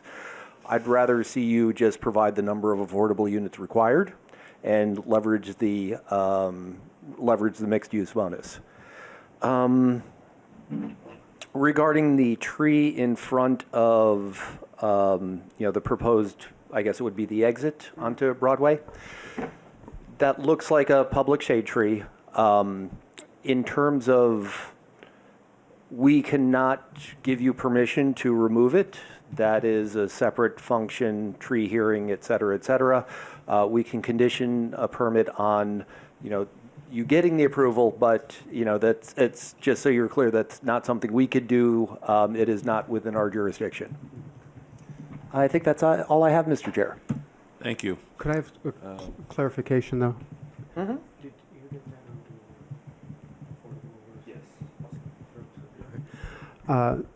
The 20-foot wide driveway we're showing now, this is a one-way driveway. Does it matter if it's one-way or No. two-way? The same, it's one-way or two-way, same Okay. requirement. Okay, thank you. Well, you haven't heard my comments yet, and that's going to affect what you just said there, okay? My biggest concern now is I want you to have more parking spaces. Right now, you're asking us to do a larger reduction than I'm comfortable with. All right, if you have 28 units, 50% is 14 parking spaces. You're asking us to go below 50%. And I don't have the backup numbers to understand that we can get below that number. Okay, we have done quite a bit of affordable housing projects. where we maintained at 50%, and it was fine. And people saying that because people who live in affordable units have to travel more to go to work because they're not working from home or they're working in further out, so they use the cars more. So I'm comfortable with it being reduced to 50%, which is 14 parking spaces. I think you can achieve that easily by deleting the entrance, the driveway entrance from Everett Street. That would also reduce the burden of traffic going down that street. And I would widen the entrance on Broadway, and by reconfiguring that whole driveway and all the parking there, I think you can put in 14 spaces. I mean, you might have to lose exercise room too. But I think getting 14 parking spaces is important.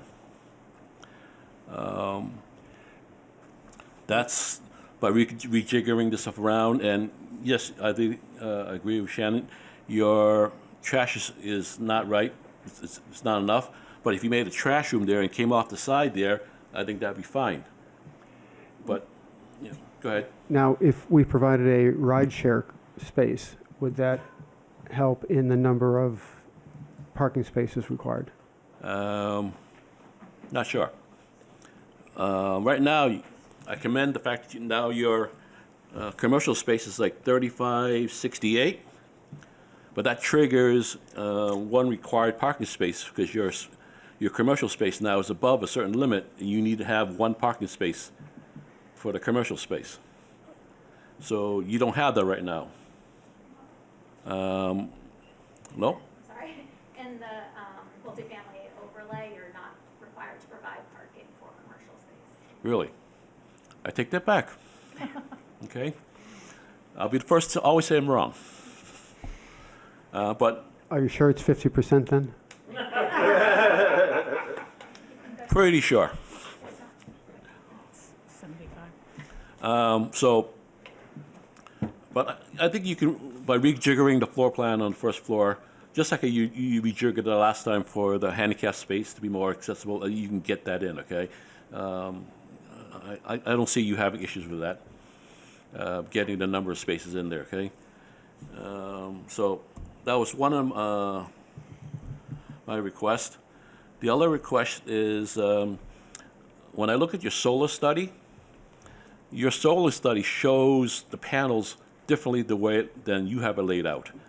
So if you can just make it jive, okay? Yes, you're required 50%, but just make sure your solar study shows it the same way you show it, or vice versa, okay? Understood. Yep. And I think if you did that, the parking, I'd be more. I'm right now interested to see what the rest of the board thinks about my my request for additional parking, because it's you're asking for more than 50% reduction in parking. I think we're allowed to give you more. I'm just reluctant to give you more because I don't have any proof that works. Like you say, hey, I got a project here that if I only give 30% parking, it works. Okay, I just don't see that. We do have information saying that 50% reduction is fine in the housing projects we've done in Arlington, and also I think relieving some of the neighbors' concerns, taking that drive lane away from Everett Street takes care of a lot of those issues, and focusing in on Broadway where it's the main street. It would be helpful. As far as your building, I think you pretty much emulated what we had approved before, more or less.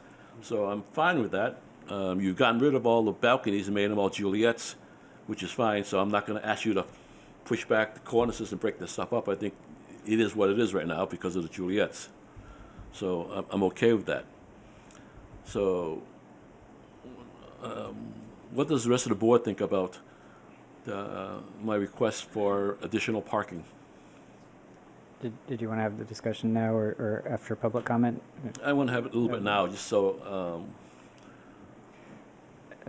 I think I want to just articulate, so how I see the need for parking is that we know that there's a certain number of households in Arlington, 17,000 households. We know that on average, a strong percentage of those own a car, but that leaves hundreds and up to 1,000 or more households that don't have a car. And so I think the intent of the MBTA communities bylaw is to allow us to try to diversify and provide some housing units that are lower in cost because they're smaller and they don't require all this additional parking. So I'd be inclined to support them going with the parking reduction as long as they can show us that they're providing meaningful alternatives. That's why I want to see the correct number of bike spaces and make sure we're getting enough alternative measures in place. but Vince, you're talking more, I'm just discussing now, you're talking terms like two-family houses or single-family houses or even three-family houses. I'm talking about big blocks of apartment buildings that HAC has done, and they have 60 units, 40 units, whatever, how many units they are, and the required parking they need, and it's usually right around 50% or less, a little bit less, but so that's where I'm basing my consumption. I'm not basing it on a single-family house. I'm not basing it on a two-family house. Or the kids have a car. This, that. That's different. I'm talking about just apartment buildings and who really lives there and who really needs a car. That's. I think I'm not looking at it in terms of everything. That's all I'm trying to say. I'm not trying to say what you're saying is incorrect. I'm just. Sure. And if we didn't have other apartments in Arlington that had parking spaces, I would be more concerned. I think this just adds some diversity and options to people. Okay. But Steve? So there's, I understand your ask, Mr. Chair, is to have more parking. I think, I would be okay with a few more spaces. I wouldn't necessarily make 14 a hard cutoff. if we're looking at the previous project we just discussed, and not that that has to be the baseline, but we asked for 6 spaces for 14 units. This is 28 units, which would be, if you... I realize that, but... If you double... I'd be okay with 12. I'm saying 12 would be the number that was consistent percentage-wise. So I should have asked more last time. Shannon?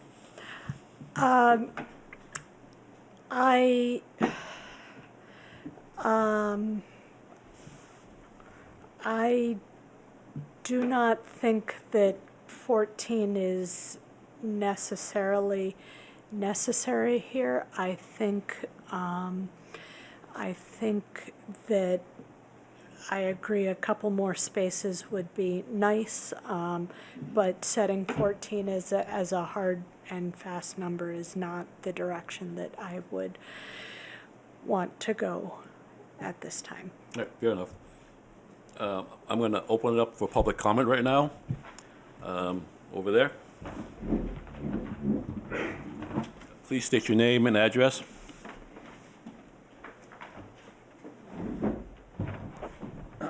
Hardeep Singh, 89 Everett Street. I just want to make a few comments, not negative or positive. Just it seems like some iteration of this project will eventually go through. That has been discussed today. The current iteration has 28 units, 37 bedrooms, and it's a mix of 1 and 2 bedroom units, right?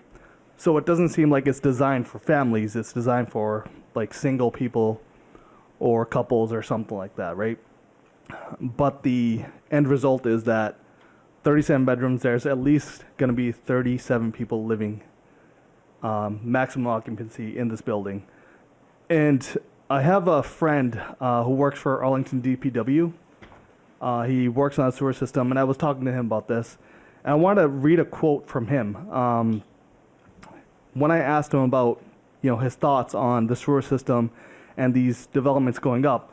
His comment is, quote, "It's going to overwhelm the sewer systems. They seem to have no problem adding these massive developments in this town and not thinking about the toll it takes on our dated water and sewer system." So I just want to bring that up because, there's consequences to these developments, and what these bylaws and bonus exemptions have allowed for these developments to bypass the setbacks and limitations. It's going to increase demand on public resources. That's going to increase the taxes for everybody. That's going to force more people to sell. And that's going to become a negative feedback loop that over time is going to just push more property into the hands of private equity and developers. As an example, this project, they've been able to acquire the house next door. And these are two houses that are over 100 years old.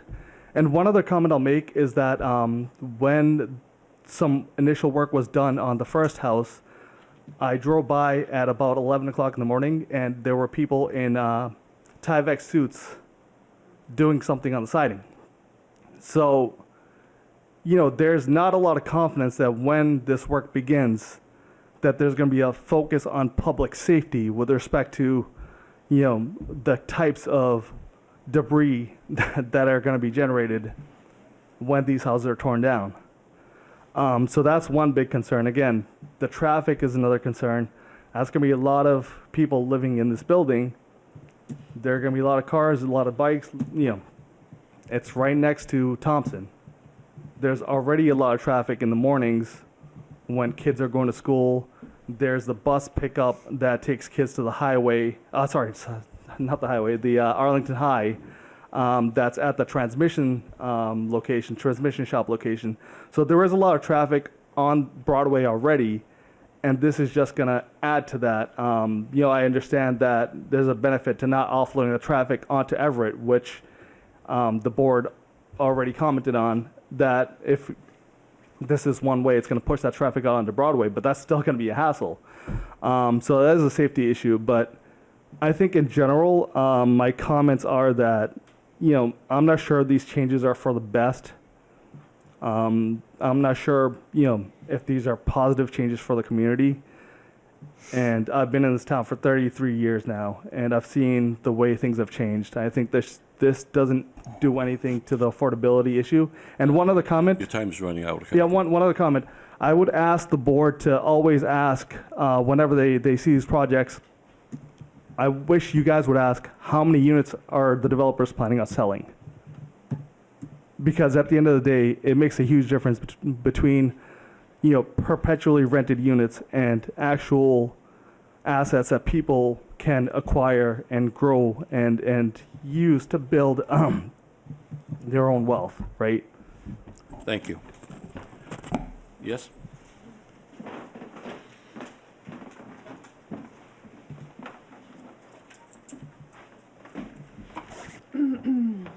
Asha Kepka, 17 Silk Street. Again, I'd like to second what the previous speaker spoke. I'd like to ask the board to be very thoughtful. I was told not to mention previous projects, but it's hard not to think about this project in a context of previous projects that some of the members here approved. Some of us don't have a choice but to drive. But I am very concerned about pedestrian safety. I actually, with my arthritic hands, I shovel a lot because I witness older people fall down crossing Broadway. It took me multiple times asking the town to finally clear some of the snow. Vincent was amazing going with his kids and inspired me to clean some of the bus stops. This is not about choosing whether people want to drive or walk. People sometimes don't have possibility of walking. A couple of the recent projects next to the high school, those projects are recent, and the snow was removed and now is still blocking the crosswalks. There's no crosswalk next to the high school. it's obstructed. To get to the bus stop, it's a very narrow passage, and it's been like this for weeks. Steve, I don't know if you are also championing, for people. Can you keep your comments to this project?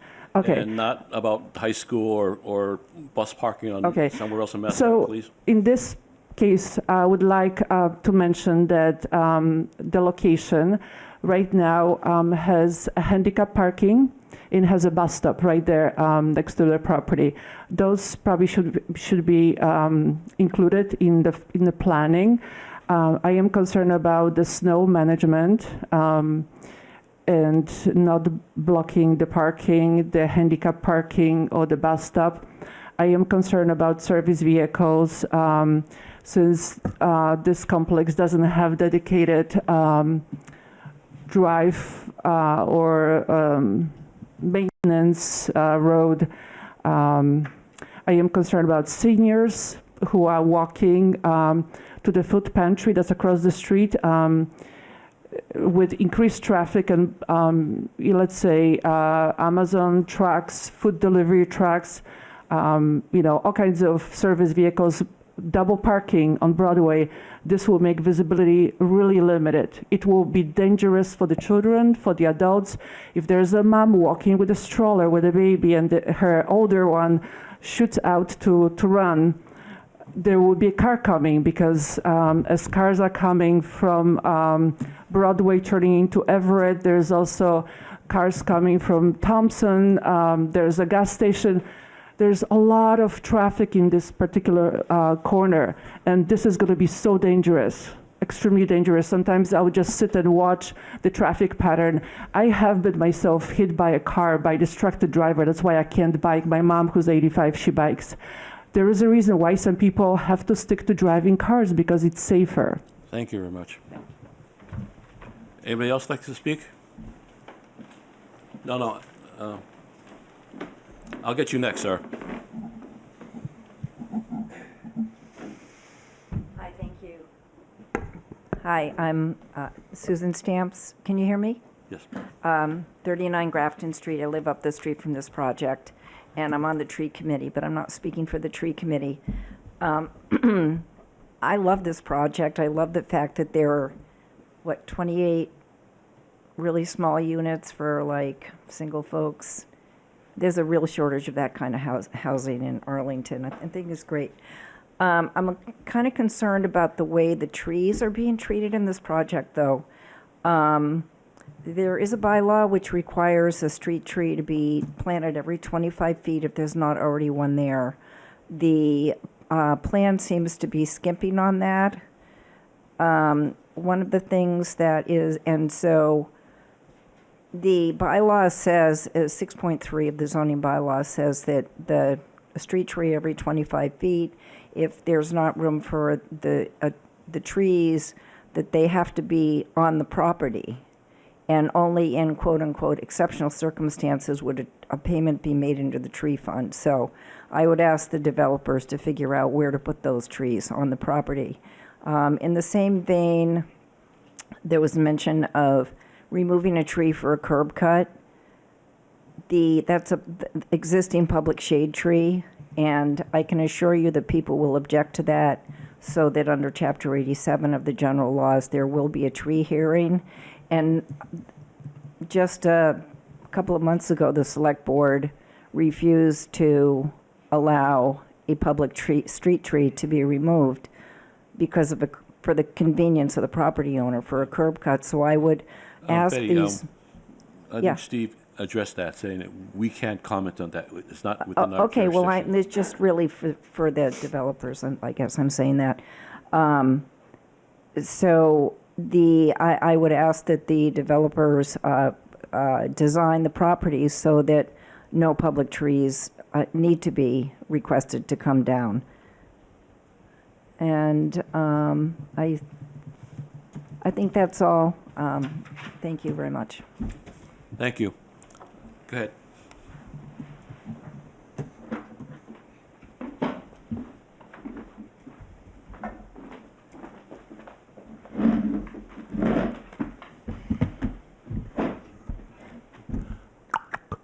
Could you hear?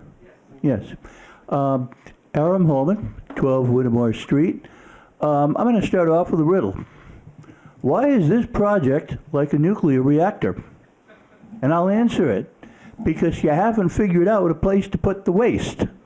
And I can understand that for a nuclear reactor, but this is development. You ought to be able to figure this out. And you need to do that, and you haven't. One of the reasons you haven't is all these projects, not just this one, but you asked me to speak to this, so I will. It is pushing at all the edges. Everything is maximized. Every square inch is utilized. There is no room for error. You are pushing things to the max, and that is an inherent problem. And if so, then the thing we need to do is to cut all these maximums down. Because when you push at them, you see the kind of problems people bring up. You don't have enough room for the snow, you don't have enough room for the trash, you don't have enough room for the sight lines, you don't have enough room for the cars, you don't have enough room for parking. Seems like the one exception to that is bikes. But that is not a good solution, and this is not good design. It's poor design. I'm also appalled at the comment that I heard from one member saying, go for the one floor bonus from 60% commercial and not for the affordable. Arlington does not merely need more housing, it needs more affordable housing, and you are failing to provide that. Thank you very much. Thank you. Does anybody else want to speak? Well, seeing none, I'm going to close public comment. I'm going to respond to a couple of comments that came up. And if the board feels like they want to comment, they can also comment a few of those. One comment came up was that the infrastructure that's existing right now cannot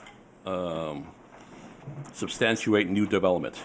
I would like more facts on that besides just a person's opinion, because my opinion is strongly different from that. All right, if you look at the numbers, the systems were designed in the 40s and 50s. At that point in time, you were allowed to dump rainwater into the sewage. Since that time, you're no longer allowed to dump rainwater into the sewage. So the sewage system has been severely decreased since it was designed back in the day. Back in the day, you had 5-gallon toilets that flushed. You don't have that anymore. It's 1.3, 1.5. Back in the day, you had no dishwashers. A dishwasher uses a third of the water you use for washing dishes in a sink. So I just want to disclaim this false rumor that our system does not afford that, okay? Because all these projects are reviewed by the city engineer saying this is not causing a slight on our system. So if they tell us that the system cannot handle it, then we'll adjust that. But for every single project we have approved to this date, the town has not said the system cannot handle these projects. So I don't want the people spreading rumors on that fact. There's many other facts that you have an opinion on I'm okay with. But when it's not substantiated, I want to state that. No, sir, it's not a debate. You had your chance to talk, I had my chance to talk. And if you want to bring that up in open forum later on and have some sort of facts, I'm okay with that. But that's one thing that sort of gets my goat a little bit, when people state something that's not quite substantiated. Is there anything else you guys want? Yes, Steve? Yeah, I have two questions. One is with Director Ricker. I know that you do interdepartmental, through you, Mr. Chair. I know there are departmental reviews of projects before they come to us, and I was wondering if DPW raised any red flags during the pre-review. We did discuss trash management, which I believe the applicant has agreed to look at, and perhaps reconfigure and rethink how that will go. That has been an issue, as others have said this evening, not just with this project, but with others. And so that has been an ongoing concern. But other than that, I have heard nothing from DPW about system sizes for utilities or anything like that. Okay, thank you. And yes, regarding the my suggestion to go with the 15% affordable units, I agree that Arlington would benefit from more affordable housing. I do not think that we should put the responsibility for paying that on future renters. That's basically the genesis of my recommendation. Thank you. Thank you. Vince, do you want to have any more comments before? Oh, can I clarify that? Sure. So a typical, using a two-bedroom apartment or two-bedroom apartment as an example, the affordable rent, at least according to the 2025 HUD guidelines, would be just slightly over $2,000 a month. So now let's assuming our 1-in-6 ratio. Now if a person builds a building, they decide that, well, in order to break even on the rent, we need $3,000 a month. So there's one unit that is only contributing $2. So now they're $1,000 a month in the hole. The way that has to get balanced out is by increasing the rent on the market rate units. So this is why they call it a cross-subsidization. So the revenue loss for the the revenue that's lost through by having the affordable unit has to be made up by the market rate units. I'm going to want to table that for now. If Okay. you want to discuss that more, you please do, okay? Because we would like to do that, but I let this slide a little too far. We have a few other things, the warrant articles we have to go over tonight, and so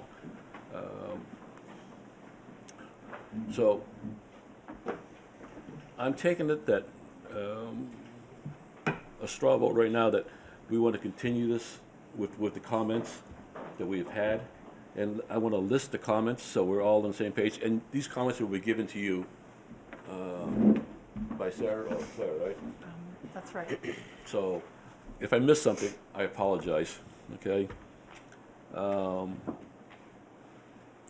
Actually, do you want to go? It's been a long day. Sure. Do you want to speak?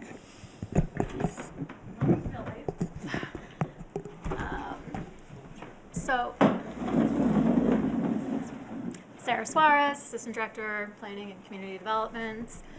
So we are going to continue working with the tree warden to discuss the missing street trees and see if we can come to a solution to get the extra trees on site.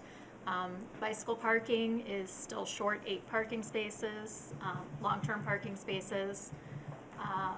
There is I believe around 28 square feet missing from the 60% commercial frontage bonus that I think you're able to make up somewhere. You should look at, consider increasing the columns for, removing the columns for the parking to make it more navigable. See if you can get a 22-foot drive aisle, or consider closing Everett Street to Mr. Chairman's suggestion of closing the Everett side entrance. Look at moving the transformer or screening it better. We're going to address the solar panel shortage. Right now you're at 40. Coordinate it. You're at 46% right now. You need to be at 50%. And do you want the driveway width? We're going to try to get it to 22 feet. Trash. The trash. A trash management plan. Sure. So So trash management plan, I believe it was provided, and they're going to have a service that comes on site and picks it up, and they will look at whether it needs to be increased. We did have the Director of Public Works look at the plan, and he, made the similar suggestion to increase the recycling a little bit. Consider increasing the height at the brick entryway, at least 8 inches, so it's not lined with the windows. And that's what I have. Did we miss something here, guys? I think Ms. Suarez covered it. Good job. And you're gonna look at potentially adding more parking spaces. But the board is allowed to go up to a 75% reduction in parking. Yes. And so, Mr. Chair, on that note with parking, in the board's view of closing Everett for traffic flow purposes, is that something that the board wants us to explore because it's an MBTA's community project, with the TDM also meeting not just 3 but 4 items? Is that something that you do want us to? No, you need the board's approval to grant you 2 accesses for 2 driveways for a project. I think you're allowed 1. And am I correct here? I think you're right. And in order to get 2, we have to approve it. And I'm saying right now, my opinion, I'm not going to speak for the rest of the board, that I would wish you to only have 1 on the Broadway side, easing the congestion on Everett, and giving you more space for more parking. I had stipulated number of 14. The board doesn't feel that way, and I think I'm in a minority, so you don't have to get to the 14, but try your best to get at least 2 or 3 more, or whatever best you can do. We did not talk about eliminating the curb, but we can't talk about it now if you guys want to talk about how do you guys feel about that, eliminating that and eliminating the congestion on Everett Street. Steve, you have any concerns about that, or any thoughts about that? I hadn't really considered it until you brought it up, but I'm not opposed to it. Vince? Yeah, I would just say it needs to be looked at holistically. So if doing that if by doing that you were able to generate a better project with a better traffic flow and then the required number of parking spaces, then I'm all for it. But I don't think eliminating the entrance is a requirement by any means. Just It needs our approval, that's what I'm saying. Having 2 driveways, 2 curb cuts. I understand. I'm trying to Oh, verify if that's. Okay. Anything else, Vincent? Nothing else for me. Okay. Shannon? Nothing further for me. You okay with that? I was asking what your opinion is. Oh, with the driveways, yeah, I agree that it just needs to be looked at holistically, and that the quality of that looking at the driveway in a vacuum doesn't make sense. It's how the entire site works together and the parking works together. So. Is that good enough for you Yes. to see Thank you. as far as direction-wise? Yes. Okay. Do you have a motion here? I move that they continue to. Wait, hold, wait. Nope. What's the date? When do you think you would be prepared to come back?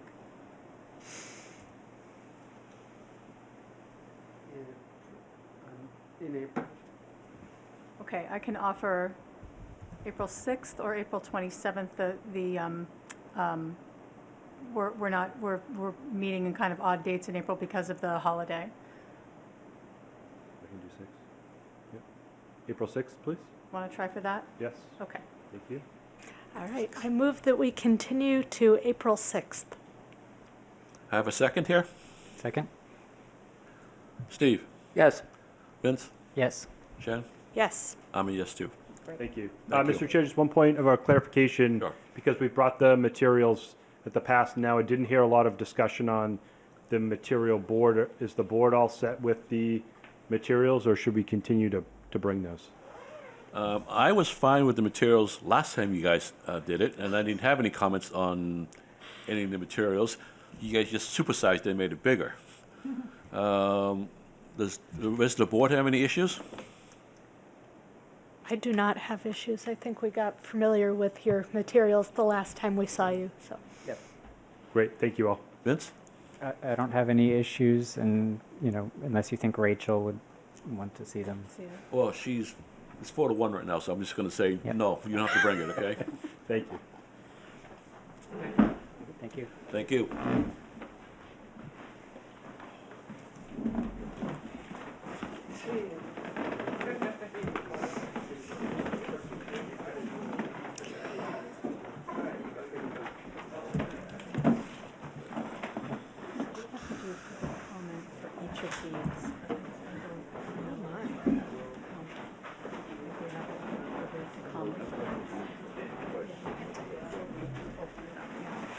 If that's okay with you. That's fine. All right.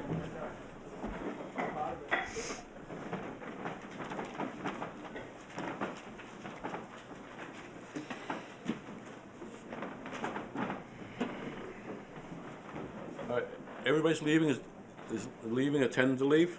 Okay. How you doing? Thanks for waiting. Of course. Were you I was here? at another meeting for the first part. So. Oh, you weren't here the whole time? Okay. All right, I'm going to start meetings for the warrant articles. Number 6, public hearing warrant articles for 2026 town meeting. We're going to start with the warrant article number 39, administrative clarification to accessory dwelling units. Claire, do you want to? Absolutely. All right, Article 39 is a zoning bylaw amendment. Purpose of Article 39 is to bring zoning bylaw section 5.9.2, accessory dwelling units, further into compliance with general law, chapter 40A, section 3, and the implementing regulations promulgated by the Executive Office of Housing and Livable Communities. Protected use accessory dwelling units. The amendment below is in response to a letter from the Attorney General's office dated December 16th, 2025, which is included. Following review of Article 25, which was adopted by the 2025 annual town meeting, it proposes a simplification of language for clarity, but no substantive change. Thank you. Sure. Are there any questions or changes from the board? Mr. Chair, I think this was, I appreciate staff including the municipal law units memo. Clearly, there's something in there that they say in our bylaw that they say we can't do, and yeah, this seems straightforward and a reasonable way to address the municipal law units concerns. Vince? So my understanding is that these ADU projects are going to be coming before a board for site plan review, and this is not changing that, or? It's not changing any of that. All of this is making it more compliant to state regulate. Is that correct, Steve? So the issue in question was the special permit requirement when an ADU is within 6 feet of the property line. Correct. So that's what's in our bylaw right now, and occasionally people have come before the ZBA seeking a special permit for that. The AG's MLU municipal law unit cites case law that says special permits are incompatible with by right uses. So we cannot, and they tell us that we cannot require a special permit for that, but we can require a finding that, you know, it is not substantially more detrimental to the neighborhood. The standard sort of finding that the Zoning Board of Appeals would have to make for a pre-existing non-conforming structure. Do you concur? Do you want me to? Yes, please. Since you hear all this stuff anyways, you know. Christian Klein, Chair ZBA. So, yeah, that was going to be my question, is what is the standard for the finding? But if it's a standard Section 6 finding of not substantially more detrimental, then that would certainly make perfect sense. Thank you. That was how I read it, but yeah. You can stay there for a few moments if you don't And, mind. and so I guess the answer that I was looking for is just who is the special permit granting authority for these projects? Is it typically the There's no ZBA? special permit. There's a special permit granting authority referenced in the bylaw, and that's not struck out. So that could be the DPCD if it's administrative review. It could be the ZBA. I know we're not changing that. I'm just curious. It would be the ZBA or the ARB or potentially DPCD. for Depending on the administrative. project type. Yes, Okay. exactly. Thank you. Yeah, I read it as a Section 6 finding. Anything else, Vince? No. Okay. Shannon? Nothing further at this. I have no comment on this. I'm going to open this up for public comment. Is anybody want to comment on this from the public? I see no public comment. I close it. Close public comment on this and move on to the next one. Yes. Do we need to continue this hearing right now, or can we, okay. What? Okay. Later in the meeting, when we're done with all of these. Okay. Moving on to Article 40. The purpose of Article 40 is to eliminate a potential barrier or undue financial burden to citizen petitioners filing a warrant article to propose a zoning map amendment. Zoning bylaw section 1.5, amendment of the zoning bylaw, states that a petition for a change to the zoning map include proof that notification has been sent to all owners and immediate abutters of the subject properties via registered or certified mail. It should be noted this notification required is unique to the town of Arlington, and there is not a notification at the time of petition requirement for a zoning map amendment in Mass General laws. The memo, the background on this goes on to talk about the difference in cost between a first-class mailing versus a registered certified mailing. The proposed change applying to a proposed map change applying to a large number of properties can be both cost and time prohibitive for citizen petitioners without necessarily resulting in a more accurate notification process to abutters. Article 40 proposes to maintain the notification requirement to owners and immediate abutters, but amend it to only require the use of first-class mail, significantly reducing the cost and time burden required prior to a warrant article even being filed. Thank you, Claire. Steve, you have any questions or objections? No. Vince? I think it's a good proposal. Shannon? Makes a lot of sense to me. I have none myself. With that, I'm going to open to public comment. Anyone who wants to speak from the public? Seeing none, I'm going to close public comment and move on to Article 41. All right. We're going to vote on all this all as one lump sum later, right? That's right. We Okay. continue this and Yes, then we vote. thank you. Yeah. All right, we're on Article 41, which is a zoning bylaw amendment and administrative correction to multifamily housing overlay district standards. The purpose of Article 41 is to delete a sentence of the zoning bylaw, section 5.8.4.g, which is no longer applicable. When this section of the bylaw was initially passed by town meeting, the Executive Office of Housing and Livable Communities had not yet approved Arlington's economic feasibility study demonstrating the viability of implementing the town's more rigorous inclusionary zoning requirements of Section 8.2 of the bylaw to the newly created multifamily housing overlay district. As a result, Section 5.8.4.g was written with a sentence addressing the situation prior to EOHLC's approval. EOHLC has since given its approval, so that sentence is now unnecessary. Steve, you have any objections to that? No, I think, there's no need for conditional logic in that part of the bylaw at this time. So it would be clear to remove it. I'm supportive. Vince? No objections. Shannon? No objections, makes sense. I have none myself. I open up to public comment. Any public comment? Seeing none, I close public comment. Now we're on to 41? Yes, we are on. Article 41.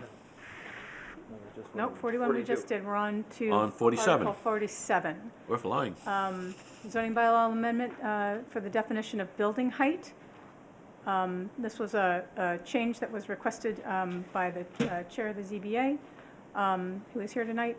The purpose of Article 47 is to modify the definition of building height in the zoning bylaw for houses in the floodplain overlay district. However, the draft amendment below does not limit applicability of the proposed changes to residential and multifamily buildings. Currently, the zoning bylaw measures building height from the mean grade of the site. Buildings in FEMA flood zones must have their lowest level of habitation above the mean flood elevation, meaning that basements are not habitable. To compensate, Article 47 would measure building height from either the average grade of the site or the base flood elevation, whichever is higher. This modification would allow property owners in the flood zones who are contemplating new construction or renovations greater flexibility over the height of proposed buildings or additions.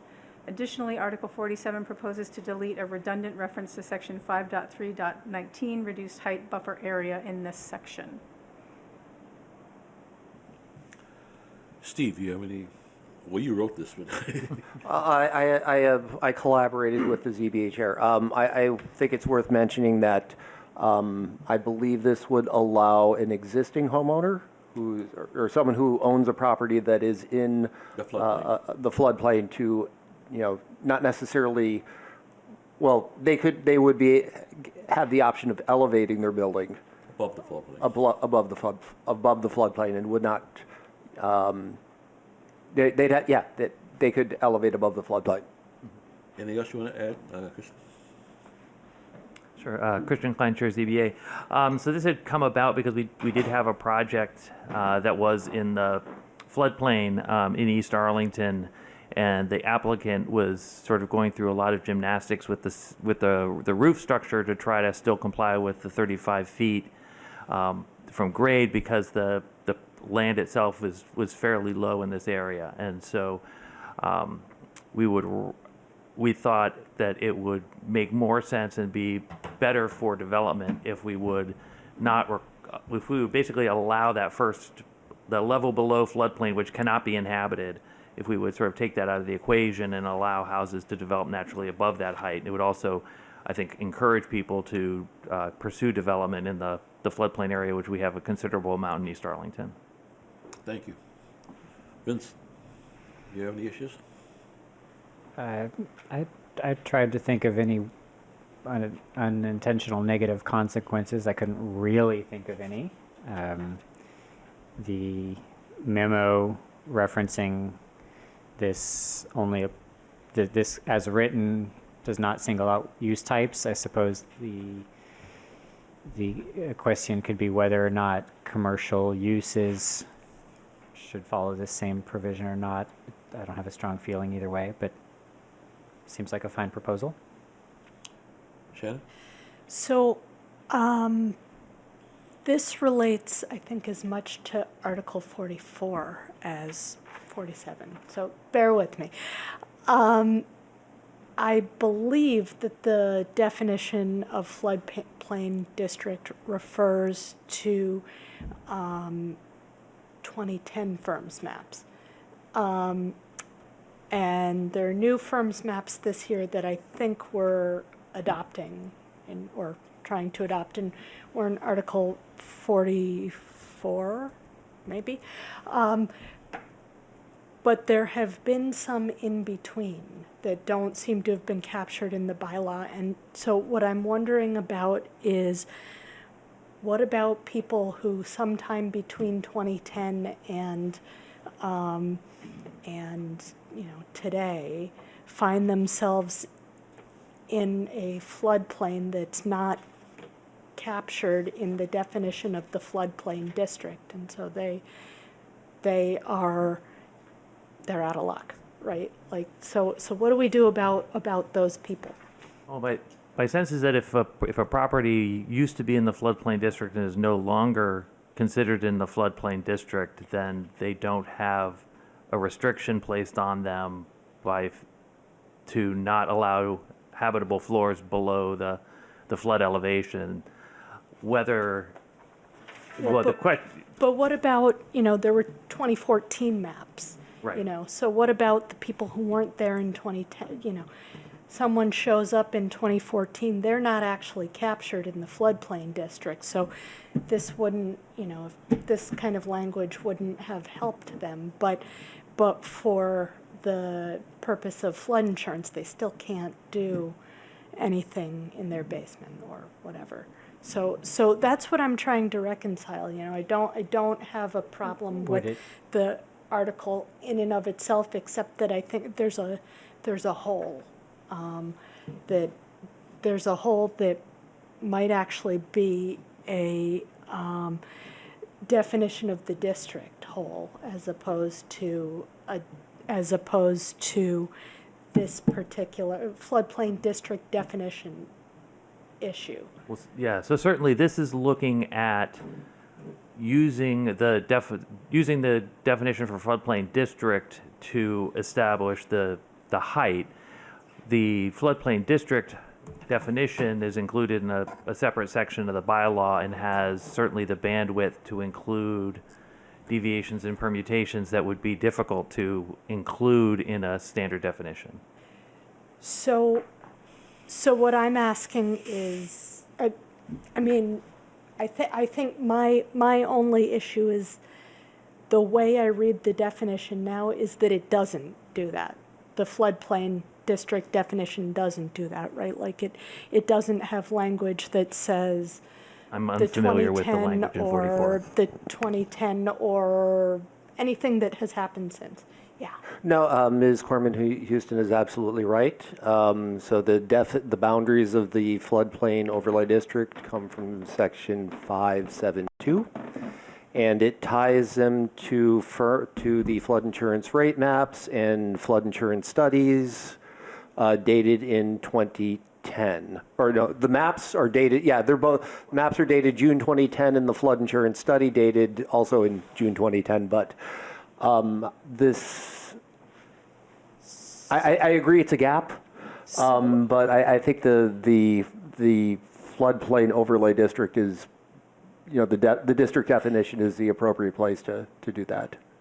Well, so I'm wondering, do we need to do both, right? Like, this is a pointed. I think it's separate from this thing, though. Yeah, but we do this, need to this do would both. be right. So this would be a one-time solution, basically, and then the next time, this would be I'm fine with this as a solution, except that I think there's a companion piece that needs to happen.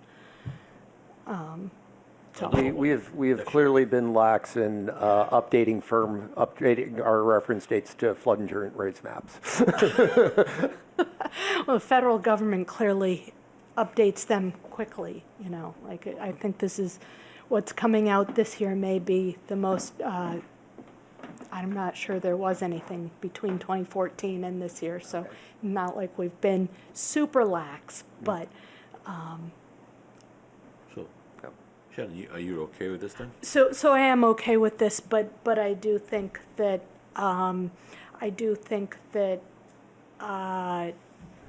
warrant Article 44 actually updates, adopts the current maps, and I'm wondering if there's any. Can we address that next week when it comes up? Yeah, let's bring it back. Let's bring this issue back then. Okay, thank you. I have no issues with 47. I'm going to open this up to public comment. Seeing no public comment. I do have one further question, if it. Sure. So again, Christian Klein, Chair of ZBA. So I had a question about the way that we're doing the wording.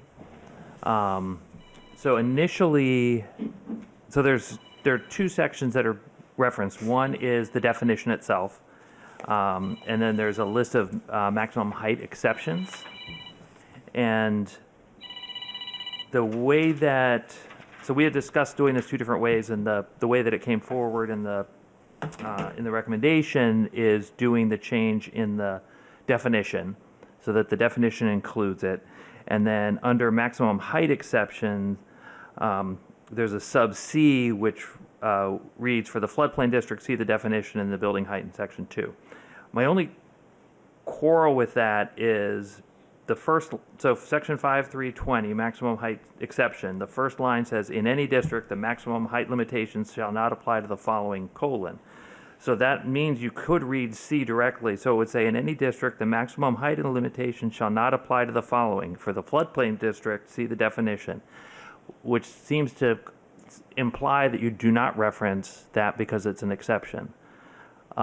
It's just a quirk in the wording of it. I think it's clear without line C, because you have already mentioned it in the definition. I don't think we need to reference it in both directions. The only alternative I see is effectively rewriting that section so that before in any district, that becomes section A, and then what's currently A, B, and C would be subsections 1, 2, and 3. Steve, you said you're going to have, you had a comment on it? We're missing Gene here, that's all I'm Sure. saying. No, I see what you're saying. Another, I think it would be okay to strike C.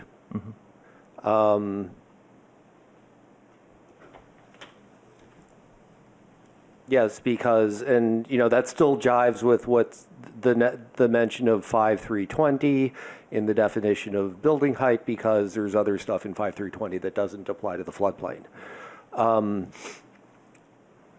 It could also make sense to, instead of having C be item C, have it be just a separate paragraph, so it did not fall under the shall not apply to the following heading. I think it might be.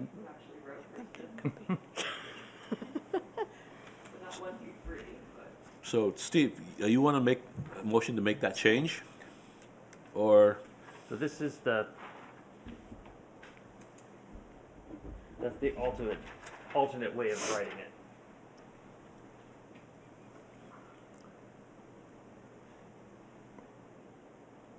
I see. How would you feel about just nuking or eliminating item C? That's perfectly fine by me. All right, so I will motion to amend the main motion for Article 47. Yeah, that's all of C.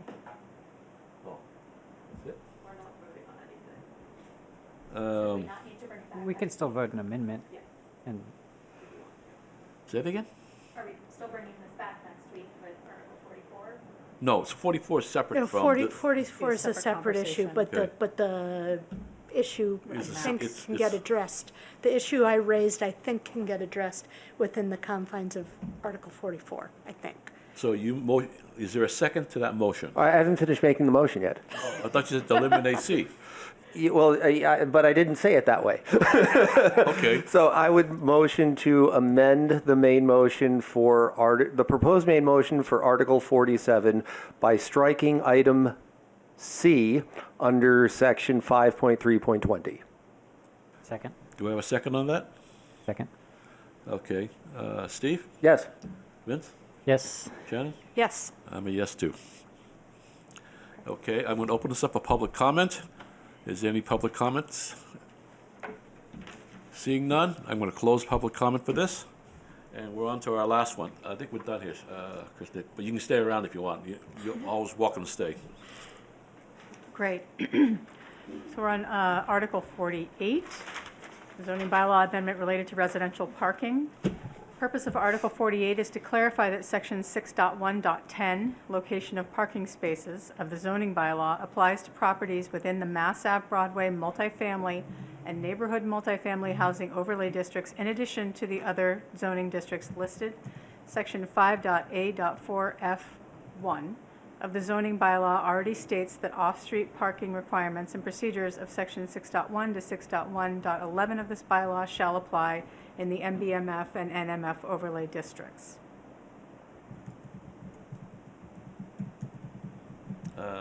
Steve, do you have any comment on that? I believe, so this proposal came from Mr. Benson, I believe, and I think it's consistent with the way that the board has interpreted the parking requirements for the multifamily overlay districts. Thank you. Vincent? No comments from me. Shannon? I agree with Steve. I think this is fine. I have no comments, so I open it up for public comment. Seeing no public comment, I close it, public comment. And now we're on to, That's it. We need to vote to continue the hearing to oh, okay. Can I have a motion 30th? to continue the vote on warrant articles to March 30th. March 30th? So, Oh, excuse me, next week, pardon me, to March 9th. March, correct, March 9th. Do we have a motion for that? so motioned. Second. Steve? Yes. Vince? Yes. Shannon? Yes. I'm a yes too. Great, thank you. Sorry about that. That's all right. Okay, now we're on to open forum. Anybody in the public likes to speak? Thank you for your patience. We had a long day today. Please come up and state your name and address.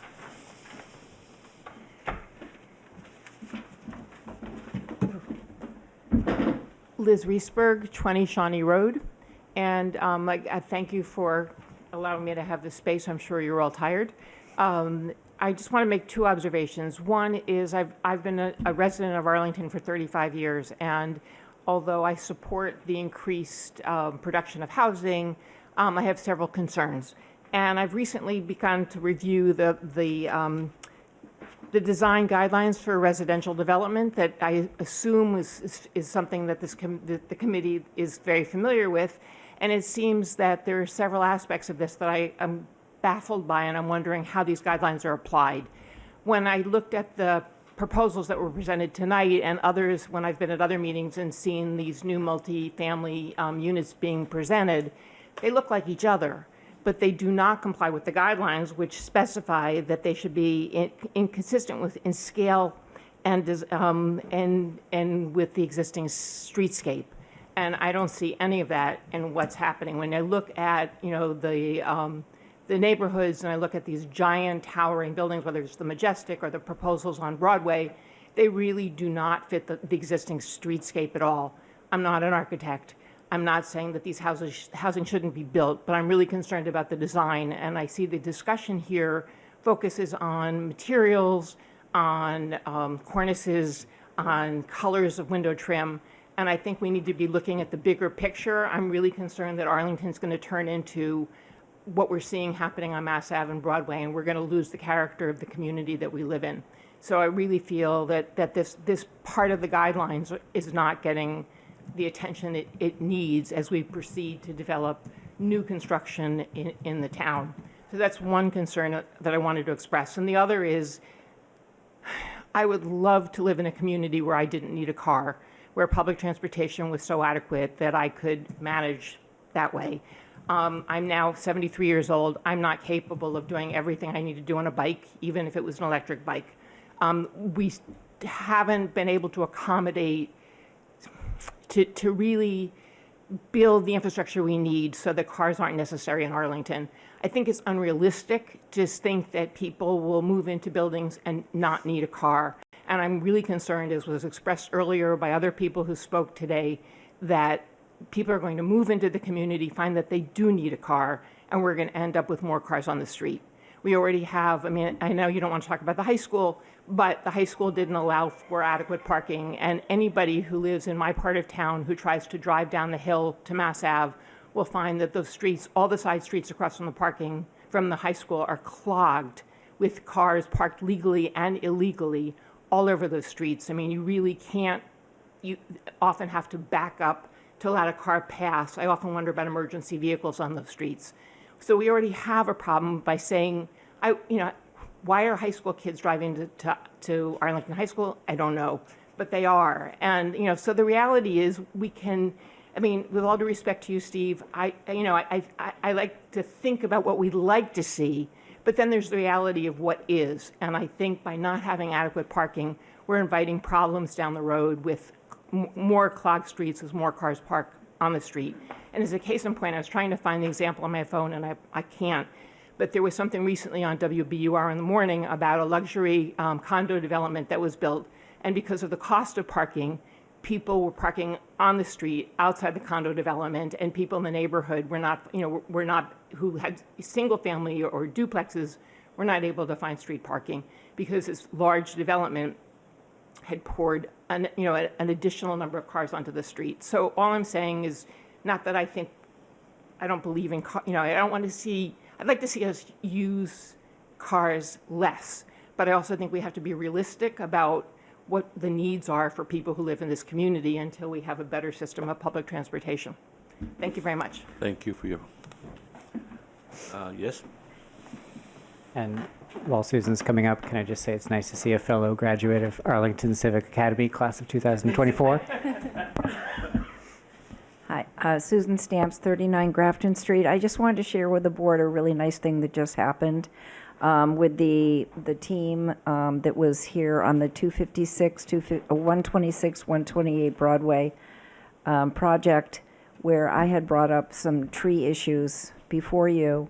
And one of them came in and said, "Oh, they're out. They want to talk to you about trees." So I went out, and I said, the first thing I said to them was, the thing that I forgot to say was, the reason we're so concerned about making sure there's lots of trees in every project is because there was recently a tree canopy LiDAR survey done, or it wasn't done. We used federal data, but we found that the tree canopy has diminished in the last 20 years or something like that.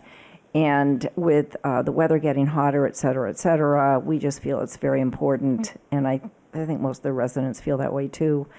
And so then they engaged me in a conversation about, well, okay, and I said, that's why I wanted you to put all the trees you could and not say, well, we can't do this. Like, let's just do it. And so then they pulled out their drawings and they fiddled around with, well, what could they do? And they were very interested in having that conversation, and it really felt like a great collaboration. So I just wanted to share that, and I hope to see more of that in the future. Thank you. And thank you for being supportive, too. Is there anybody else? Kristen? Hi, Christian Klein, Chair, ZBA. In the past, there has been a zoning bylaw review committee or similar such ad hoc committees that have either been in place, or I believe at one point there might have been a town meeting committee.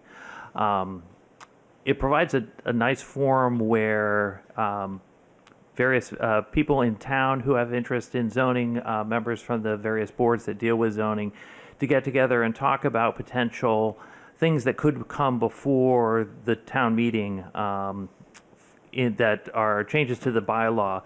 And it primarily looks a lot, in the past, at least my recollection was, we looked a lot at sort of some of the smaller things that just sort of need to be tweaked now and again, something where there was an unanticipated consequence of something that was passed previously.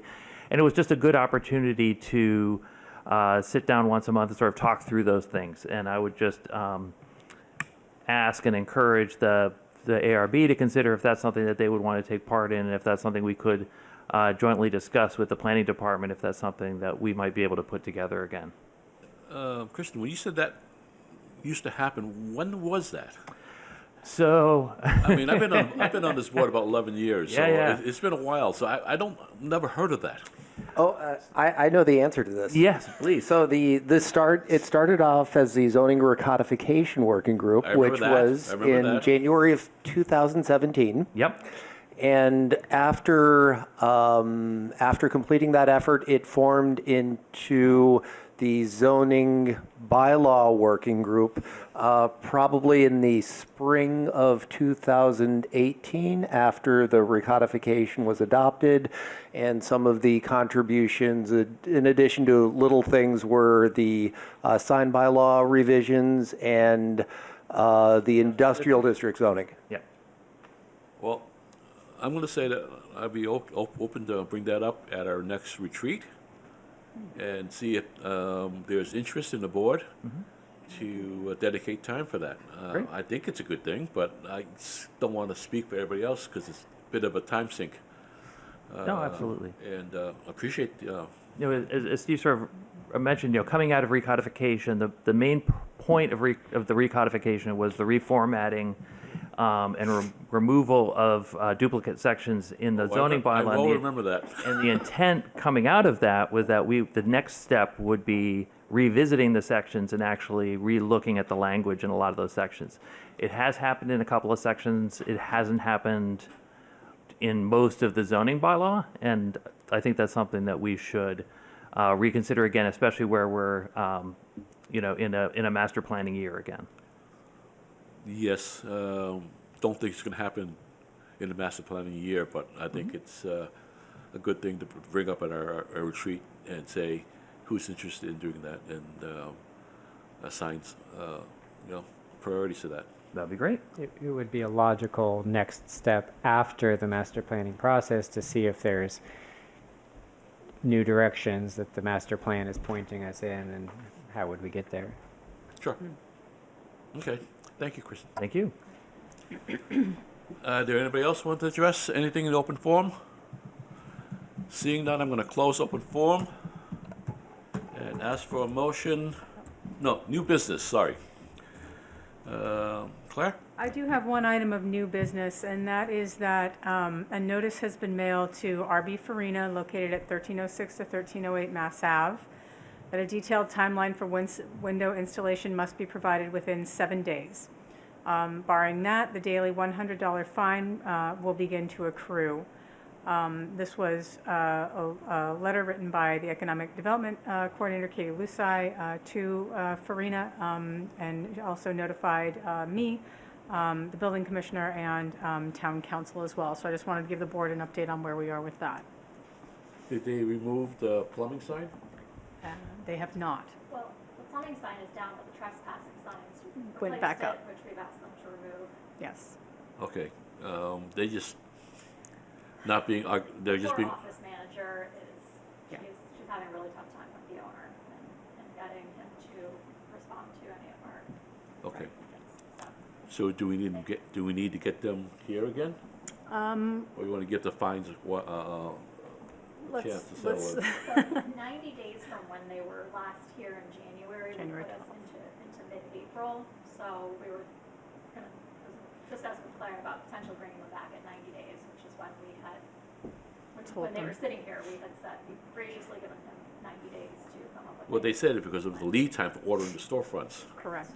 So we just have radio silence. Okay. So the fines are accruing. The fines begin. Nothing further from me. Steve, new business? Nothing this time. Really? Wow. Really. Vince? Nothing for me. Shannon? Welcome to Vince. I have none myself. And with that, I have a motion to adjourn, please. So moved. Second? Second? Steve? Yes. Vince? Yes. Shannon? Yes. I'm a yes, too. Thank you all. Thank you. Thank you.